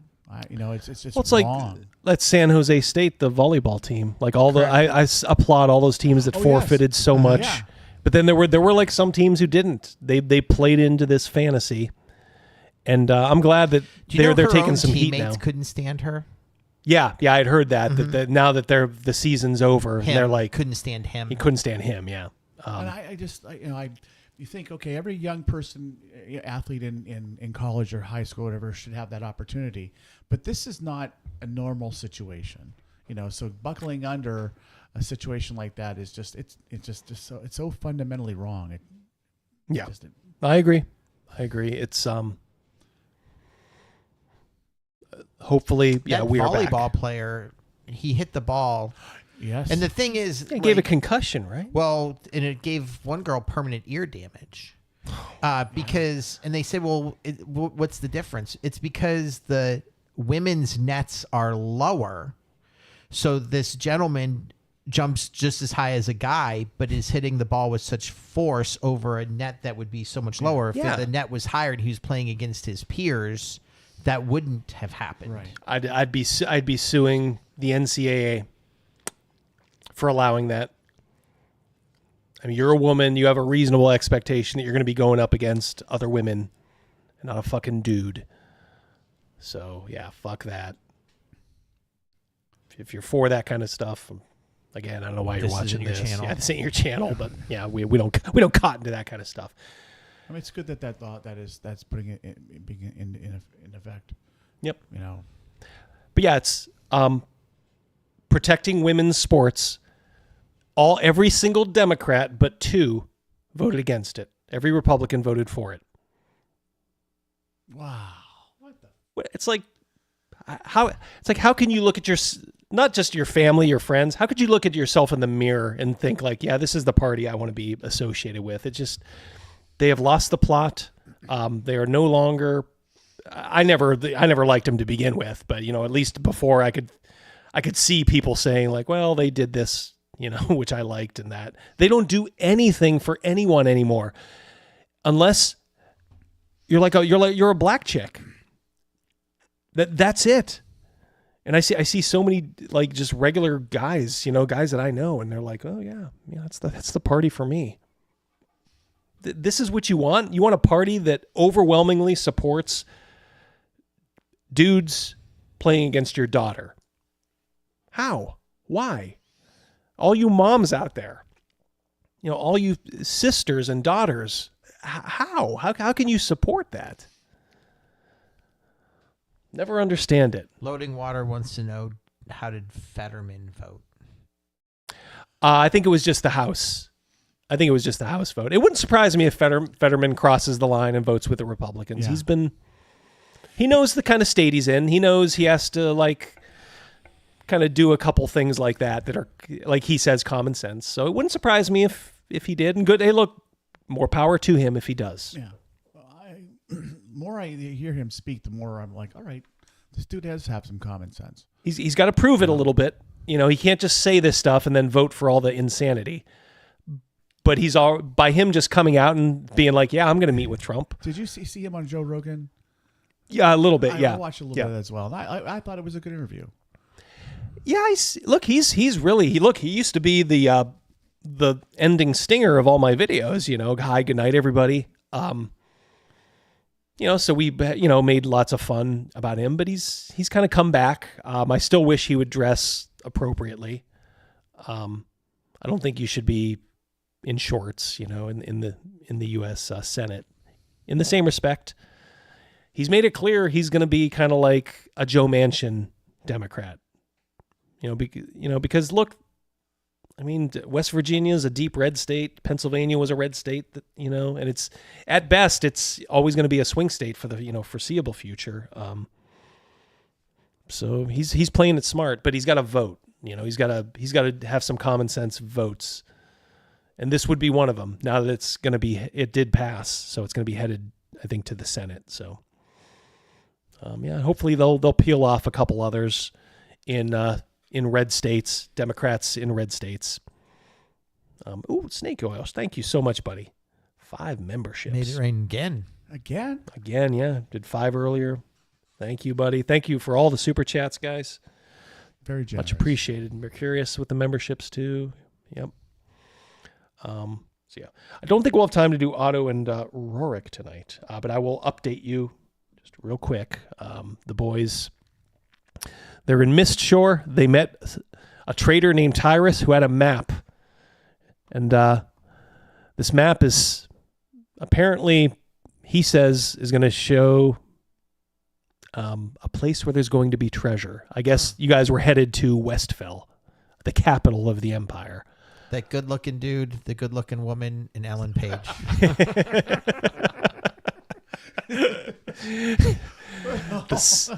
The stud, the fox, yeah, and Ellen Page. I like him. He's it's all right. I think it's a. So I know you guys were making your way into the capital, right? As kind of a base of operations to get what you guys wanted. Was that correct with Tyrus and Aurora? So maybe next time we can just kind of jump cut to there, because I don't think that you guys said you were going to do anything along the way. So maybe we can have you guys arriving at Westfell. It's hard to get in some Otto and Rorik when the Googles gives us this much content for other stuff. No. Yeah, it's almost like we need a slow week on the Googles to get Otto and Rorik going. Yes. Yeah. I just want to let you guys know I hadn't forgotten. I was even going to maybe try to squeeze some in today because, I've refreshed it. I have the stuff out ready to go. But that Monster Manual stuff just took way too long. So, it's getting late. I know you guys have had enough. Yeah. Monster Manual is just absolutely atrocious. Oh God, yeah. So we'll. All right. I think we are almost ready to say goodbye. It's the goodbye music. It's like deep thoughts. I like it. I'll tell you what I like. The goblins holding staffs behind your shoulder. Yeah. Thank Daughter D. She got that for me for Christmas. Yep. The music, a little bit of NFL Films music from the early 80s. Techno Stress. One of my favorites. Underappreciated. All right, guys. I hope you enjoyed the show. Maybe when the Monster Manual comes out, we can do a little bit more with it. We can even go back and review some of this. It is Matthew. Yep. They played this in the there's like a NFL game of the week from like 1983. It's the Dolphins and Seahawks in the playoffs, and this was in that, I believe. Back when the Seahawks, for everyone who just got confused right there, the Seahawks used to be in the AFC. AFC, yeah, when they first started. Kick Cal there. Upset win over Marino's first year. He was Rookie of the Year, led him to the playoffs. Had a good first quarter in that game, and then yeah, Fulton Walker literally fumbled the game away. Like he fumbled a kickoff that led to the go-ahead touchdown. They still had time, Miami, to go down. He fumbled that kick too. Then they, brutal game. I think we have there'll be some interesting stuff happening before we meet again. There'll be the new president being sworn in. Yep. There'll be the Ohio State Notre Dame game. Sorry, Crafty Matt. Say prayers for Crafty Matt. They may need it. I'll be rooting for him, but Ohio State's going to be a tough. They can be tough in those kind of games. There'll be some NFL games. We'll get down to the who's in the championship to see who goes to the Super Bowl. Then this channel turns into all sports all the time. Oh man, Rogan's out, half the chat's out. No. Sports ball. No, I just think it'll be an interesting. We got an interesting. Week it's going to be a new president, new start, sanity. No reasonable Democrat can look you in the eye and cotton to what everything's doing. So hopefully they'll just have the good sense to stay quiet. Probably the last one under the radar here. No one of consequence for $5. Thanks for the stream. A great time as always. Yes, it was on our part, and I hope you guys had fun in the chat too. We enjoyed reading your stuff as always. Cal, thank you so much for always being here, being the moderator. Where's Double D Fangs? I'll have to work on that, Cal. All right. Hit those likes before you split. Yeah. Julio's Commanders going to the Super Bowl. You heard it here first. They got a big game in Detroit. Yep. Detroit. All right. Peace, guys. I'll send you out with something here. Love you. We'll talk to you soon. Good night. Good night.